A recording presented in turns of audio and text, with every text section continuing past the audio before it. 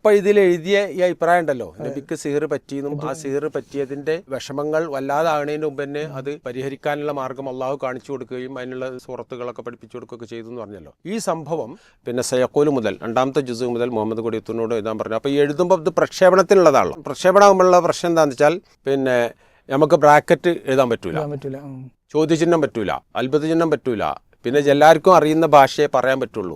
ഇങ്ങനെ കുറേ കടമ്പകളുണ്ട് ഇത്. അപ്പോൾ ഞങ്ങൾ പലതവണ സിറ്റിംഗ് ഇരുന്നിട്ടാണ് എഴുത്തിൻ്റെ രൂപം കണ്ടത്. ഇത് എഴുതാൻ വേണ്ടി ഞാനിരിക്കുമ്പോൾ മാന ലാ ഇലാഹ ഇല്ലല്ലാഹ് അതിപ്പോൾ ഒരു യൂറോപ്യൻ പണ്ഡിതൻ, ഇറാഖിലെ ഒരു പണ്ഡിതൻ അത് പിന്നെ വിശദീകരണത്തോട് ഷറഹോട് കൂടി പ്രസിദ്ധീകരിച്ചിട്ടുണ്ട്. അതുകൊണ്ട് ഇപ്പം നെറ്റിലൊക്കെ കിട്ടും. അബ്ദുൽ ഹക്ക് തുർക്കുമാനി എന്ന് പേരുള്ള ഒരു പണ്ഡിതൻ ഇപ്പം നെറ്റിലടിച്ചാൽ കിട്ടും. അത് അദ്ദേഹം പ്രസിദ്ധീകരിച്ചിട്ടുണ്ട്, മാന ലാ ഇലാഹ ഇല്ലല്ലാഹ്. പിന്നെ മദ്ഹബുൻ ജദീദ് എന്ന് പറഞ്ഞിട്ട് ഇഖ്വാനിസം തുടക്കത്തിൽ വരുന്ന കാലത്ത് അതിനെ സംബന്ധിച്ച് ഇറക്കിയ അറബിയിൽ എഴുതിയൊരു പുസ്തകമാണ് എന്ന് ഞാൻ മനസ്സിലാക്കുന്നു. അസ്സലാമു അലൈക്കും വറഹ്മത്തുള്ളാഹി വബറകാതുഹു. അൽഹംദുലില്ലാഹ് അസ്സലാത്തു വസ്സലാമു അലാ റസൂലില്ലാഹ് വഅലാ ആലിഹി വസഹാബത്തിഹി കുല്ലിഹിം അജ്മഈൻ അമ്മാ ബഅദ്.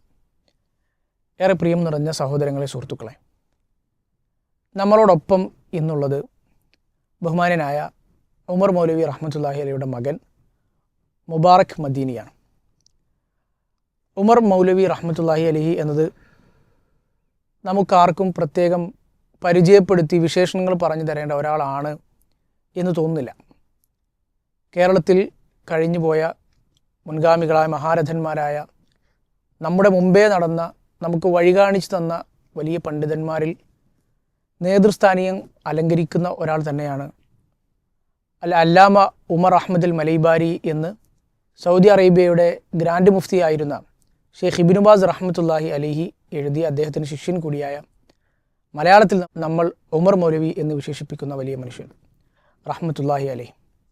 അദ്ദേഹത്തിൻ്റെ സേവനങ്ങൾ വലുതാണ്. ഒരുപാട് മേഖലകളിൽ തൻ്റേതായ ദീനിനു വേണ്ടിയുള്ള ആത്മാർത്ഥമായ സേവനങ്ങൾ നിർവഹിച്ചാണ് അദ്ദേഹം ഈ ലോകത്ത് നിന്ന് വിട പറഞ്ഞു പോയത്. അദ്ദേഹം ജീവിതത്തിൽ നിർവഹിച്ച ഏറ്റവും പ്രധാനപ്പെട്ട സേവനങ്ങളിലൊന്നായിരുന്നു അദ്ദേഹത്തിൻ്റെ വിശുദ്ധ ഖുർആൻ്റെ പരിഭാഷ, വ്യാഖ്യാനവും ഒക്കെ ചേർന്നുള്ള തർജുമാനുൽ ഖുർആൻ എന്ന് അറിയപ്പെട്ട ഉമർ മൗലവി റഹ്മത്തുള്ളാഹി അലൈഹിയുടെ വിശുദ്ധ ഖുർആൻ പരിഭാഷ. അതേക്കുറിച്ചാണ് നമ്മൾ ഇന്ന് അദ്ദേഹത്തിൻ്റെ മകൻ കൂടിയായ, മദീന യൂണിവേഴ്സിറ്റിയിൽ നിന്ന് പഠനം കഴിഞ്ഞിറങ്ങിയ പണ്ഡിതൻ കൂടിയായ മുബാറക് മദീനി അദ്ദേഹത്തോട് നമ്മൾ സംസാരിക്കുന്നത്. മുബാറക് മദീനി ഉസ്താദിനെ ആദരപൂർവ്വം സ്വാഗതം ചെയ്യാം. വഅലൈക്കും അസ്സലാം വറഹ്മത്തുള്ളാഹി വബറകാതുഹു. നമ്മൾ കേരളത്തിലെ ഖുർആൻ പരിഭാഷകളുടെ ഒരു ചരിത്രം, അതൊരു സവിശേഷതയാർന്ന ഒന്നാണല്ലോ. ആദ്യകാലത്ത് കേരളത്തിൽ ഖുർആൻ പരിഭാഷപ്പെടുത്താൻ പാടില്ല, അർത്ഥം മനസ്സിലാക്കാൻ പാടില്ല, സൂറത്തുൽ ഫാത്തിഹയുടെ അർത്ഥം പോലും മനസ്സിലാക്കൽ വാജിബില്ല എന്നൊക്കെ ആളുകൾ പറഞ്ഞു നടന്നിരുന്നൊരു കാലമുണ്ടായിരുന്നു. പിന്നെ അതിനുശേഷം ഉൽപ്പതിഷ്ണുക്കളായ ആളുകൾ വന്നു. ഖുർആൻ്റെ അർത്ഥം, അതിൻ്റെ ആശയം ജനങ്ങൾക്ക്, സാധാരണക്കാർക്കൊക്കെ മനസ്സിലാകുന്ന രൂപത്തിൽ എന്താണ് അല്ലാഹു സുബ്ഹാനഹു വ തആല മാനവരാശിയോട് പറയുന്നത് എന്ന് ജനങ്ങളെല്ലാവരും മനസ്സിലാക്കണം എന്ന അർത്ഥത്തിൽ ഖുർആൻ മൊഴിമാറ്റം നടത്തി അതിനെ തങ്ങളുടെ കഴിവിൻ്റെ പരമാവധി ഉപയോഗിച്ചുകൊണ്ട് മലയാളത്തിലേക്ക് വായനക്കാർക്ക് മനസ്സിലാക്കാൻ പറ്റുന്ന രൂപത്തിൽ സേവനങ്ങൾ അർപ്പിക്കുകയുണ്ടായി. അതിലാദ്യം ഉണ്ടായ കണ്ണൂരിലെ അറക്കൽ രാജകുടുംബാംഗമായ മായൻകുട്ടി ഇളയ അദ്ദേഹം ഒരു പരിഭാഷ നിർവഹിച്ചു. അതിൻ്റെ ഗതി അറബിക്കടലിൽ അന്നത്തെ യാഥാസ്ഥികരായ ആളുകൾ പിച്ചി ചിന്തി എറിയുന്നതായിരുന്നു എന്ന് നമുക്ക് ചരിത്രത്തിൽ വായിക്കാം. പിന്നെ ഒരു കേരള മുസ്ലിം ചരിത്രത്തിൽ അറിയപ്പെട്ട ഒരു സമ്പൂർണമായൊരു വിശുദ്ധ ഖുർആൻ്റെ പരിഭാഷ എന്ന് പറയുന്നത് ഉമർ മൗലവി റഹ്മത്തുള്ളാഹി അലൈഹി എഴുതിയ പരിഭാഷയാണ്. അപ്പോൾ അതിൻ്റെ ഒരു ചരിത്രത്തിലേക്കും അതിൻ്റെ ചില പശ്ചാത്തലങ്ങളിലേക്കും ഒക്കെയാണ് നമ്മൾ ഇന്ന് ഈ ഒരു സംസാരത്തിലൂടെ ഉദ്ദേശിക്കുന്നത്. അപ്പോൾ ഉമർ മൗലവി റഹ്മത്തുള്ളാഹി അലൈഹി ആദ്യം അറബി മലയാളത്തിലാണല്ലോ എഴുതിയത്. ആ പരിഭാഷയുടെ ആ പരിഭാഷയുടെ പിന്നിലുള്ള കാരണം എന്തായിരുന്നു, ആ പശ്ചാത്തലം എന്തായിരുന്നു, എന്തുകൊണ്ടാണ് അദ്ദേഹം അത് രചിക്കാൻ മുതിർന്നത് എന്നിങ്ങനെയുള്ളൊരു ചരിത്രം ഒന്ന് പറഞ്ഞാൽ നന്നായിരുന്നു. എൻ്റെ പാപ്പ ഉമർ മൗലവി അന്നത്തെ ഏറ്റവും വലിയ സമസ്ത ഭാഗത്തുണ്ടായിരുന്ന പണ്ഡിതനായിരുന്ന പാങ്ങിൽ അഹമ്മദ് കുട്ടി മുസ്ലിയാരുടെ ശിഷ്യനായിരിക്കുന്നതിൻ്റെ ഇടയിലാണ് KM മൗലവി എന്ന പേര് കേൾക്കുന്നത്. അപ്പോൾ താനൂരിൽ ദർസിൽ പഠിക്കുന്ന ആ കാലഘട്ടത്തിലാണ് ഇത് പേര് കേൾക്കുന്നത്. അങ്ങനെ അദ്ദേഹത്തെ കാണാൻ പോയി. ആദ്യത്തെ ശ്രമം വിജയിച്ചില്ല. മമ്പറം ജാറത്തിൻ്റെ അടുക്കൽ പലരും സിയാറത്തിന് വരുന്ന കൂട്ടത്തിൽ ഒരാൾ ഉപ്പാനെ കണ്ടു. അപ്പോൾ അവിടെ കണ്ടാൽ പ്രശ്നമാണെന്നുള്ള നിലക്ക് അത്തവണ മടങ്ങി. പിന്നെ രണ്ടാമത് വന്ന് കെ എം മൗലവിനെ കാണുകയും ആദ്യത്തെ കാഴ്ചയിൽ തന്നെ അവർ പരസ്പരം ഗുരു ശിഷ്യന്മാരായി തീർന്നു എന്നതാണ് പിന്നീടുള്ള ചരിത്രം നമുക്ക് മനസ്സിലാക്കി തരുന്നത്. അങ്ങനെ കെ എം മൗലവിയുടെ ശിഷ്യനായി തിരുരങ്ങാടിയിൽ കഴിഞ്ഞുകൂടുന്ന കാലത്താണ് ഇങ്ങനെ ഒരു പരിഭാഷ എഴുതുന്നതിനെ സംബന്ധിച്ചുള്ള ആലോചന ഉണ്ടാകുന്നത്. ഈ ഖുർആൻ പരിഭാഷ ഇറക്കുന്നതിൻ്റെ മുമ്പ് ചില സൂറത്തുകളുടെ അർത്ഥവും വ്യാഖ്യാനവും ഉപ്പാനെ കൊണ്ട് അവിടെയുള്ള ചില പ്രസാധകർ, അവിടെ രണ്ട് മൂന്ന് പ്രസാധകരുണ്ടായിരുന്നു. അതിൽ ചിലർ എൻ്റെ ഉമ്മാൻ്റെ ബന്ധുക്കളുമായിരുന്നു. എൻ്റെ ഉമ്മ ആ കുടുംബത്തിൽപ്പെട്ടതാണ്. ഉമ്മാൻ്റെ ഉപ്പയും ഉമ്മയും ചെറുപ്പത്തിലേ മരിച്ചത് കാരണം തിരൂർക്കാട്ടിൽ നിന്ന് മക്കളെ എല്ലാവരെയും ഞങ്ങളുടെ ഒരു ബന്ധു കൊണ്ടുപോയി വളർത്തുകയും പഠിപ്പിക്കുകയൊക്കെ ഉണ്ടായത്. അപ്പോൾ അവരെ ബന്ധത്തിൽപ്പെട്ട ചിലർ പനക്കൊണ്ട് ചില സൂറത്തുകളുടെ പരിഭാഷ അർ-റഹ്മാനൊക്കെ അതിൽപ്പെടുന്നു എന്നാണ് ഞാൻ മനസ്സിലാക്കുന്നത്. അതിൻ്റെ അന്നത്തെ അറബി മലയാള പരിഭാഷ കോപ്പി എനിക്ക് പിന്നീട് കിട്ടിയിട്ടുണ്ട് അന്വേഷണത്തിൽ. ഒന്നാമത്തെ അറബി മലയാളം അർ-റഹ്മാൻ്റെ പരിഭാഷ എന്ന് പറഞ്ഞിട്ട് സൂറത്തുർ റഹ്മാൻ്റെ പരിഭാഷ എന്നിട്ട് ഇറങ്ങിയതിപ്പോൾ ഈ അടുത്ത കാലത്ത് ഇതെല്ലാം സൂക്ഷിച്ച് വെച്ചിരുന്ന ഒരാളുടെ അടുത്ത് നിന്ന് എനിക്ക് അതിൻ്റെ പിന്നെ അസൽ കോപ്പി കാണാൻ അടുത്ത കാലത്താണ് കിട്ടിയത്. അതിന് കേട്ടിട്ടുണ്ടായിരുന്നുള്ളൂ. അപ്പോൾ ഇങ്ങനെ ചില സൂറത്തുകളുടെ പരിഭാഷ ഇറക്കിയപ്പോൾ അതിൽപ്പെട്ട ഒരാൾ ബന്ധു തന്നെ ഉപ്പാനോട് പറഞ്ഞു, നിങ്ങളൊരു കാര്യം ചെയ്യ്, ഒരു ഖുർആൻ്റെ ഒരു പരിഭാഷ പൂർണ്ണമായും ഒന്ന് ഇറക്കണം, അതുകൊണ്ട് നിങ്ങളതൊന്ന് എഴുതി തയ്യാറാക്കണം എന്നുള്ള ഇത് അയാൾ നിർദ്ദേശിച്ചു എന്നാണ് ഞങ്ങൾ കേട്ട ചരിത്രത്തിൽ നിന്ന് മനസ്സിലാക്കുന്നത്. ഇതിനൊന്നും രേഖയില്ല കേട്ടോ, അപ്പോൾ പലപ്പോഴായിട്ട് പറഞ്ഞ സംഭവങ്ങളേ ഉള്ളൂ. അങ്ങനെ കെ എം മൗലവിയുടെ ശിഷ്യനായിരിക്കുക എന്നുള്ളത് വലിയൊരു ഭാഗ്യമാണല്ലോ. അപ്പോൾ കെ എം മൗലവി ഇതൊക്കെ നോക്കും, പരിശോധിക്കും എന്നുള്ള ഉറപ്പിലും അദ്ദേഹം ഇതൊക്കെ അതിൻ്റെ ഒരു മേൽനോട്ടം വഹിക്കും എന്നുള്ള ഉറപ്പിൽ അങ്ങനെ എഴുത്തു തുടങ്ങി. എഴുതി തീർന്ന് ഇതിൻ്റെ 953 ഇതിൻ്റെ പരിഭാഷ ആദ്യമായിട്ട് ഇറക്കുന്നത്.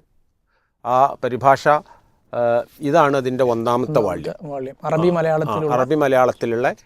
പക്ഷേ ഇത് 3 വാള്യങ്ങളാണ്. ഇതിൻ്റെ മുമ്പ് 6 വാള്യങ്ങളായി ഇറക്കി എന്നാണ് ഞാൻ മനസ്സിലാക്കുന്നത്. അതായത് 5 ജുസ് വീതമുള്ള 6 വാള്യങ്ങൾ. ഇതിൻ്റെ രൂപം എങ്ങനെയാണെന്ന് വെച്ചാൽ കെലിമ അതായത് ഓരോ വാക്കിൻ്റെ അർത്ഥം പറഞ്ഞ് അതിൻ്റെ വിശദീകരണം അവിടെ തന്നെ കൊടുത്ത് ഉള്ള രൂപമാണ് ഇതിലുള്ളത്. ഇത് ആദ്യത്തെ 10 ജുസാണ്.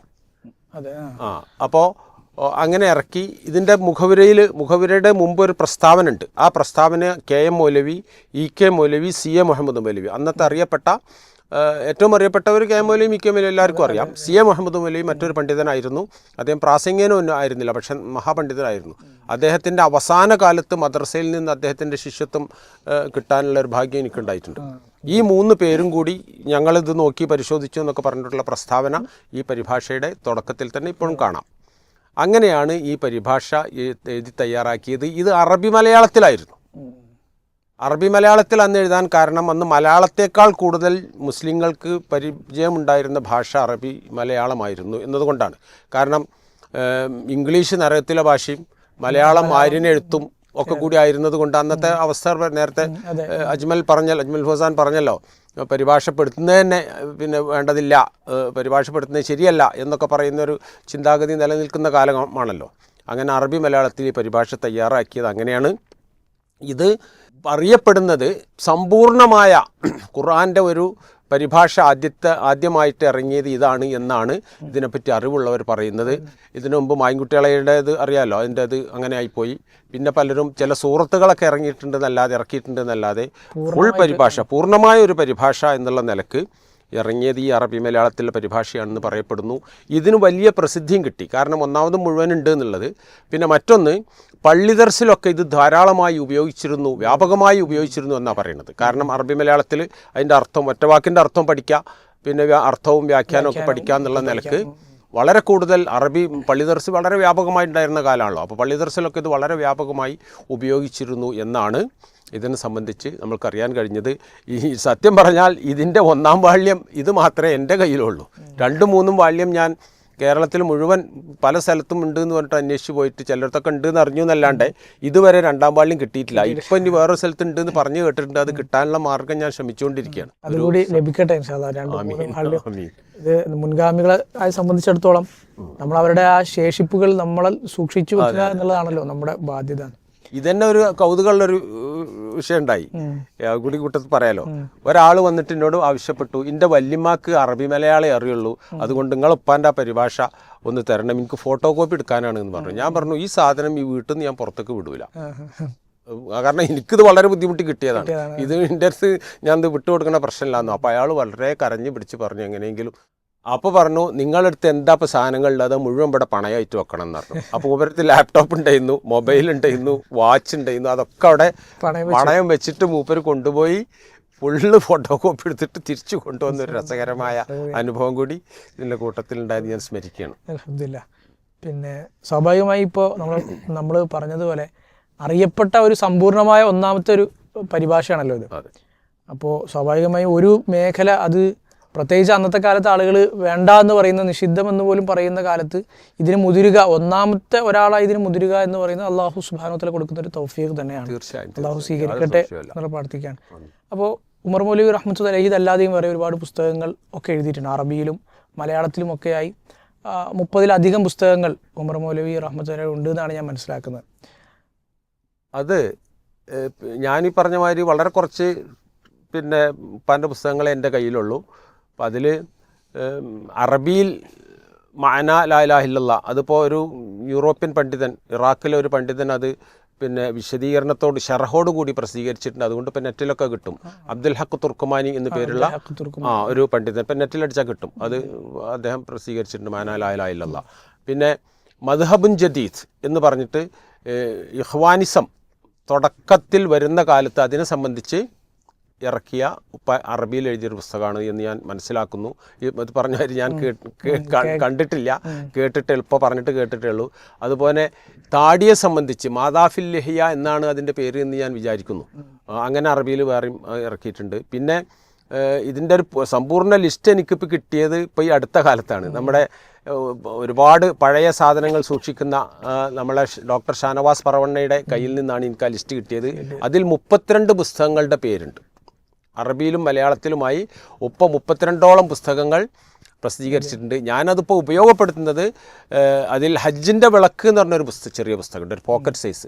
അത് 10,000 കോപ്പികൾ ചിലവായൊരു പുസ്തകമാണ്, കാരണം പോക്കറ്റ് സൈസാണ്. Pocket size. പിന്നെ അതിൽ എന്താണ് ഹജ്ജ്, എന്താണ് ഉംറ, അതെങ്ങനെയാണ് ചെയ്യേണ്ടത് എന്ന് മാത്രമേ വിശദീകരിക്കുന്നുള്ളൂ. അപ്പോൾ വായന താല്പര്യമില്ലാത്തവർക്ക് വളരെ കുറച്ച് വായിച്ചിട്ട് കാര്യങ്ങൾ ചെയ്യാവുന്ന അത് ഞാൻ റീപ്രിൻ്റ് ചെയ്തിട്ടുണ്ട്. റീപ്രിൻ്റ് ചെയ്തതിൻ്റെ അടുത്ത് എൻ്റെ കോപ്പി ഉണ്ട്. ഇപ്പോൾ വീട്ടിലുള്ള അത്യാവശ്യം വരുന്നവർക്ക്.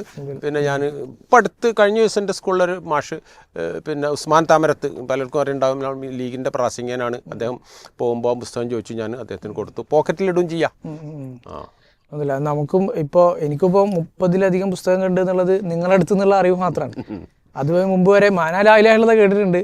പിന്നെ ഈ പരിഭാഷയും അതുപോലെ തന്നെ ഓർമ്മകളുടെ തീരത്തും, ഇതാണ് പൊതുവേ ഇത് കേൾക്കുന്ന ആളുകളായിരുന്നാലും പൊതുവേ ഒരു ആളുകൾക്കൊക്കെ അറിയുന്ന പുസ്തകങ്ങൾ. അപ്പോൾ ഇത്രയധികം പുസ്തകങ്ങൾ അദ്ദേഹത്തിന് ഉണ്ട് എന്നുള്ള അറിവ് തന്നെ ഒരു പുതിയൊരു അറിവും നമുക്ക് ഒരുപാട് അദ്ദേഹത്തിൻ്റെ സേവനങ്ങളെക്കുറിച്ച് കുറച്ചുകൂടി ബോധ്യം നൽകുന്ന ഒന്നുമാണ്.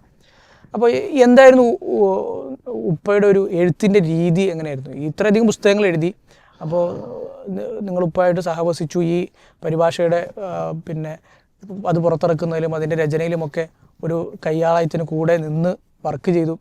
അപ്പോൾ ഉപ്പ എങ്ങനെയായിരുന്നു എഴുതിയിരുന്നത്? ഉപ്പ ഇത് പറയുകയാണെങ്കിൽ ശരിക്കും അള്ളാഹുവിൻ്റെ ഒരു അജ്മൽ തുടക്കത്തിൽ പറഞ്ഞതുപോലെ അള്ളാഹുവിൻ്റെ ഒരു പ്രത്യേക തൗഫീക്ക് എന്നല്ലാതെ അതിനെ സംബന്ധിച്ച് ഇപ്പോൾ നമുക്ക് ആലോചിച്ചാൽ വേറൊരു മറുപടിയും കിട്ടില്ല. കാരണം എൻ്റെ ഉപ്പ സ്കൂളിൽ പോയിട്ടില്ല, സ്കൂളിൻ്റെ പടി കണ്ടിട്ടില്ല. ഇപ്പോൾ പലപ്പോഴും പ്രസംഗത്തിൽ പറയലുണ്ട്, എൻ്റെ കുട്ടികളെയും പേരക്കുട്ടികളെയും സ്കൂളിൽ ചേർക്കാനല്ലാതെ ഞാൻ സ്കൂളിൽ കയറിയിട്ടില്ല എന്ന് സാധാരണ പകുതി തമാശയായിട്ടും സത്യമായിട്ടും അപ്പോൾ പറയാറുണ്ട്. ഒരു ദർസിൽ പഠിക്കുമ്പോൾ കൂട്ടുകാരനായ ഒരു മുസ്ലിയാരിൽ നിന്നാണ് മലയാളം അക്ഷരങ്ങൾ എഴുതാൻ പഠിക്കുന്നത്. ആ എഴുതാൻ പഠിച്ച പിന്നെ സഹപ്രവർത്തകനാണ്, പക്ഷേ മലയാളം പഠിപ്പിച്ചത് ഈ ഉസ്താദാണ്. ഒരിക്കൽ വളരെ കൊല്ലങ്ങൾക്ക് മുമ്പ് ഇപ്പം 2000-ലാണ് മരിച്ചത്. അതിന് ഏതാനും കൊല്ലങ്ങൾക്ക് മുമ്പ് ഒരാൾ വീട്ടിൽ വന്നു. അപ്പോൾ ഇപ്പോൾ വളരെ ബഹുമാനത്തോടു കൂടി ആളോട് സംസാരിക്കണം മറ്റൊക്കെ ഉണ്ട്. അപ്പോൾ പറഞ്ഞു ഉപ്പാനെ മലയാളം പഠിപ്പിച്ച ഉസ്താദാണത് എന്ന് എന്നോട് പറഞ്ഞത് ഞാൻ ഓർക്കുന്നുണ്ട്. അപ്പോൾ ഇതാണ് മലയാളം സ്വന്തം നിലക്ക് പഠിച്ചിട്ടില്ല. ഈ ഔപചാരിക വിദ്യാഭ്യാസം ഒട്ടുമില്ല. ഇങ്ങനത്തെ ഒരാൾ ഇത്രയധികം പുസ്തകങ്ങൾ എഴുതിയെന്ന് പറഞ്ഞത് അത്ഭുതം എന്നല്ലാതെ അതിനെപ്പറ്റി മറ്റൊന്നും പറയാനില്ല. പിന്നെ മറ്റൊരു പ്രശ്നം ഉണ്ടായിരുന്നത് ഇപ്പോൾ അറബി മലയാള പരിഭാഷ ഉപ്പാൻ്റെ കൈകൊണ്ട് തന്നെ എഴുതിയതാണ് എന്ന് പറയുന്നു. ഉപ്പാൻ്റെ ചെറുപ്പകാലത്താണ്, അതായത് പിന്നെ 53-ലാണല്ലോ പറഞ്ഞത്. ഞാൻ ജനിക്കുന്നത് 58-ലാണ്. ഇനി 5 വർഷം കഴിഞ്ഞിട്ടാണ് ഈ ഖുർആൻ പരിഭാഷ എഴുതി കഴിഞ്ഞതിന് ശേഷമാണ് ഉപ്പ സൗദിയിൽ പഠിക്കാൻ പോകുന്നത്. ഷെയ്ഖ് ഇബ്നു ബാസിന്റെ ഏകദേശം എത്ര വയസ്സ് 17-ലാണ് ജനനം എന്നാണ് ഏകദേശം കണക്കാക്കിയിട്ടുള്ളത്. അതും അതായത് ലഹളക്കാലത്ത് 4 വയസ്സായിരുന്നു എന്ന് ചെറുപ്പത്തിലുള്ളവർ പറഞ്ഞപ്പോൾ അതിനനുസരിച്ച് കണക്കാക്കി 17 എന്ന് വെച്ചതല്ലാണ്ട് രേഖയൊന്നുമില്ല. അപ്പോൾ എഴുത്തിൻ്റെ കാര്യം ഇങ്ങനെയായിരുന്നു. ഉപ്പാൻ്റെ സ്വന്തം നല്ല കയ്യക്ഷരമായിരുന്നു ഉപ്പാൻ്റെത്. ഉപ്പാൻ്റെ കയ്യക്ഷരം എന്ന് പറഞ്ഞാൽ നമ്മളൊക്കെ എഴുത്ത് കണ്ടാൽ ഉപ്പ അതിൽ ഓരോ കുറ്റം കണ്ടുപിടിക്കും. എന്നിട്ട് എഴുത്ത് മോശമായതിനെ സംബന്ധിച്ച് കുറ്റപ്പെടുത്തും. ഉപ്പാക്ക് നല്ല കയ്യക്ഷരങ്ങളോട് വലിയ സ്നേഹമായിരുന്നു, കാരണം എഴുതിക്കുമ്പോഴൊക്കെ. അങ്ങനെ എഴുത്ത് എനിക്ക് ഓർമ്മയുള്ള കാലം എന്ന് പറഞ്ഞാൽ ഒരു 65 കൂട്ടിക്കോളി, 965 മുതൽ ഉപ്പ ഒരു സാധനം കൈകൊണ്ട് എഴുതുന്നത് ഞാൻ കണ്ടിട്ടില്ല. സ്വന്തം കൈകൊണ്ട് എഴുതലുണ്ടായില്ല. കാരണം ഉപ്പാക്ക് കയ്യിന് വിറച്ചിരുന്നു. ഒപ്പിടുമ്പോൾ തന്നെ കൈ വിറക്കുമായിരുന്നു. ആദ്യം ഇപ്പം ഉമർ ബിൻ കുഞ്ഞ് അഹമ്മദ് എന്ന് ആണ് അറബിയിൽ എഴുതി ഒപ്പിട്ടിരുന്നത്. അത് പിന്നെ ഉമർ ബിൻ അഹമ്മദ് എന്നാക്കി.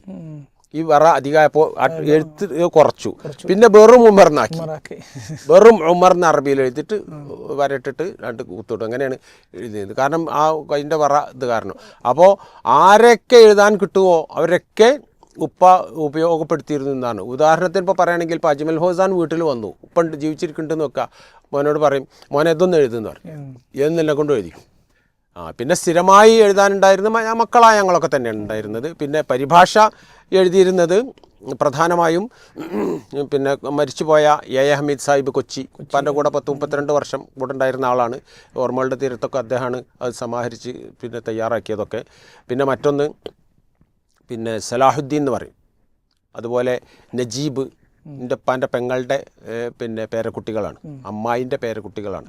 അങ്ങനെ പലരും തിരുക്കാട്ടുള്ള 3-4 ആൾ സ്ഥിരമായിട്ട് എഴുതിയിരുന്നു. പിന്നെ ആരൊക്കെ കിട്ടുമോ അവരെ കൊണ്ടൊക്കെ ഉപ്പ എഴുതിച്ചിരുന്നു. അപ്പോൾ ഈ ഖുർആൻ പരിഭാഷ പിന്നെ സാന്ദർഭികമായി ഒന്ന് പറയട്ടെ, പിന്നെ ഇതിനെപ്പറ്റി ഒരു വിവാദം വന്നു. ഉപ്പ എഴുതിയത് തന്നെയാണ് എന്നുള്ളതിന് എന്തെങ്കിലും തെളിവുണ്ടോ എന്ന് എന്നോട് പിന്നെ അനസ് മൗലവി ചോദിച്ചു. അനസ് മൗലവി ചോദിച്ചപ്പോൾ അഹമ്മദ് അനസ് മൗലവി എന്നോട് ചോദിച്ചു. അപ്പോൾ ഞാൻ പറഞ്ഞു ഉപ്പ എഴുതിയതാന്നുള്ളത് എങ്ങനെ തെളിയിക്കുക? ഉപ്പാൻ്റെ കയ്യക്ഷരം പരിശോധിച്ചിട്ടല്ലേ തെളിയിക്കാൻ പറ്റുള്ളൂ. ഉപ്പത് ഒരക്ഷരം ഇത് എഴുതിയിട്ടില്ല. അപ്പോൾ അങ്ങനെ തെളിയിക്കാൻ യാതൊരു നിവൃത്തിയില്ല എന്ന് ഞാൻ പറഞ്ഞതായിട്ട് ഓർക്കുന്നു. അത് ഒരു 10-12 കൊല്ലം മുമ്പാണ്. അപ്പോൾ എഴുത്ത് ഇങ്ങനെയാണ് നടന്നത്. പിന്നെ പരിഭാഷ എഴുതിയതിലേക്ക് നമുക്ക് പിന്നീട് വരാം. അപ്പോൾ ഏതായാലും ഒരു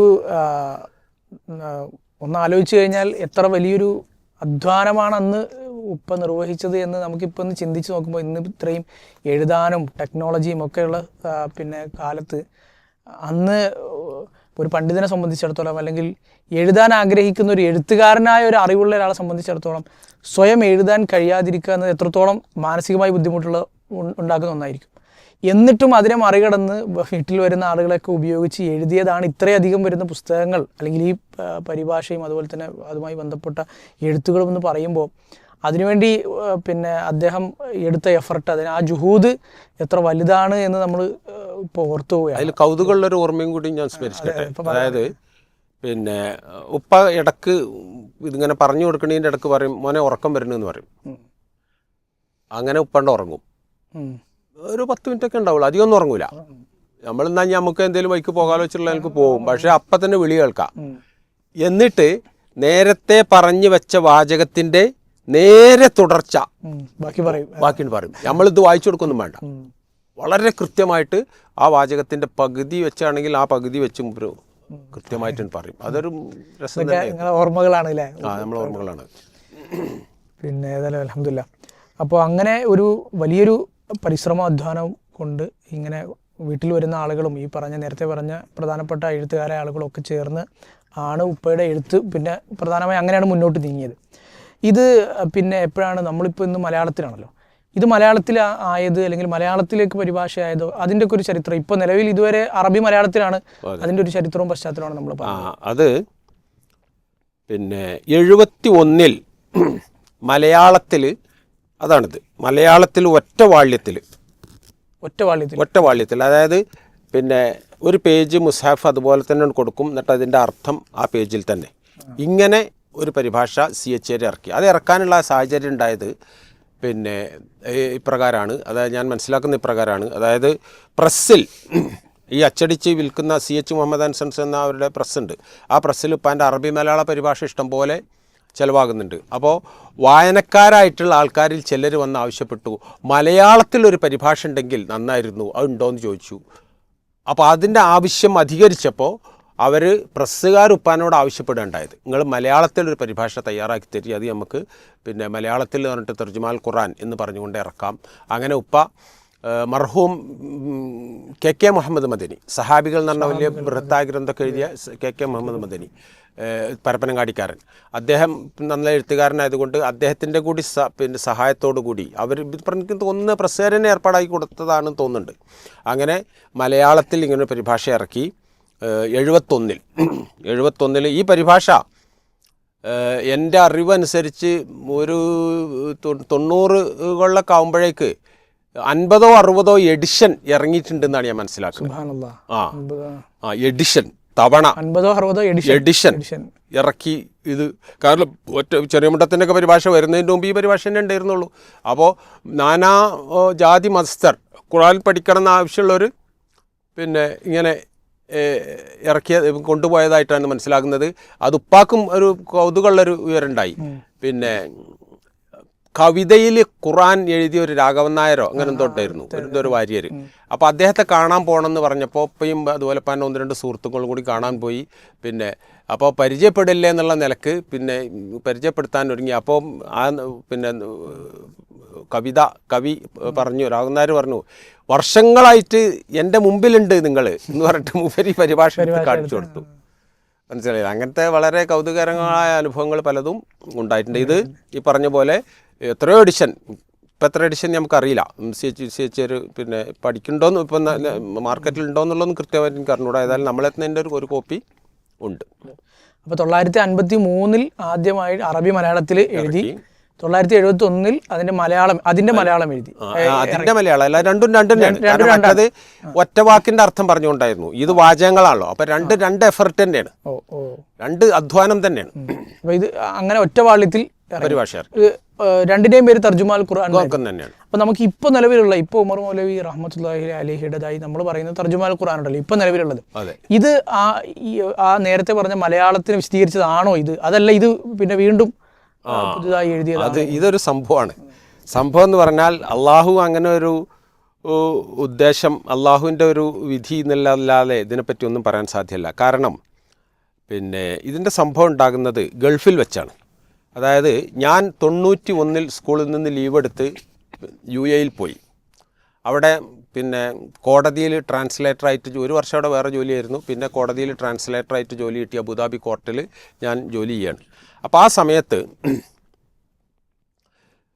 ഖുർആൻ്റെ അർത്ഥം പറയുന്ന ഒരു കാസറ്റ് UAE ഇസ്ലാഹി സെൻറ്റർ ഇറക്കിയിരുന്നു. അർത്ഥം ഇറക്കാം 30 കാസറ്റ്, ഒരു ജുസ് ഒരു കാസറ്റായിട്ട്. പണ്ടത്തെ ഓല കാസറ്റ് ഉണ്ടല്ലോ, ഇപ്പോൾ കുട്ടികൾക്ക് പറഞ്ഞാൽ തന്നെ മനസ്സിലായിക്കൊള്ളുന്നില്ല ആണ്. ചെറുപ്പക്കാർക്കൊക്കെ ചിലപ്പോൾ ചെറുപ്പത്തിൽ കണ്ടവർ അറിയുണ്ടാവും.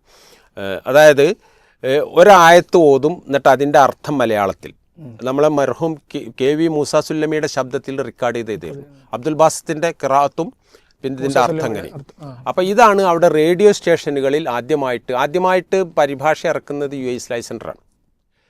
ആ പരിഭാഷയാണ് അവിടുത്തെ മലയാളം പ്രക്ഷേപണത്തിൽ ആദ്യമായിട്ട് പ്രക്ഷേപണം തുടങ്ങുമ്പോൾ ഖുർആൻ എന്നുള്ള നിലക്ക് അവർ ആദ്യം അതായിട്ട് ഗവൺമെന്റിന്റെ അല്ല, റേഡിയോ സ്റ്റേഷനിൽ പിന്നെ മലയാളം പരിപാടിക്ക് അനുവാദം കിട്ടിയിരുന്നു തുടക്കത്തിൽ.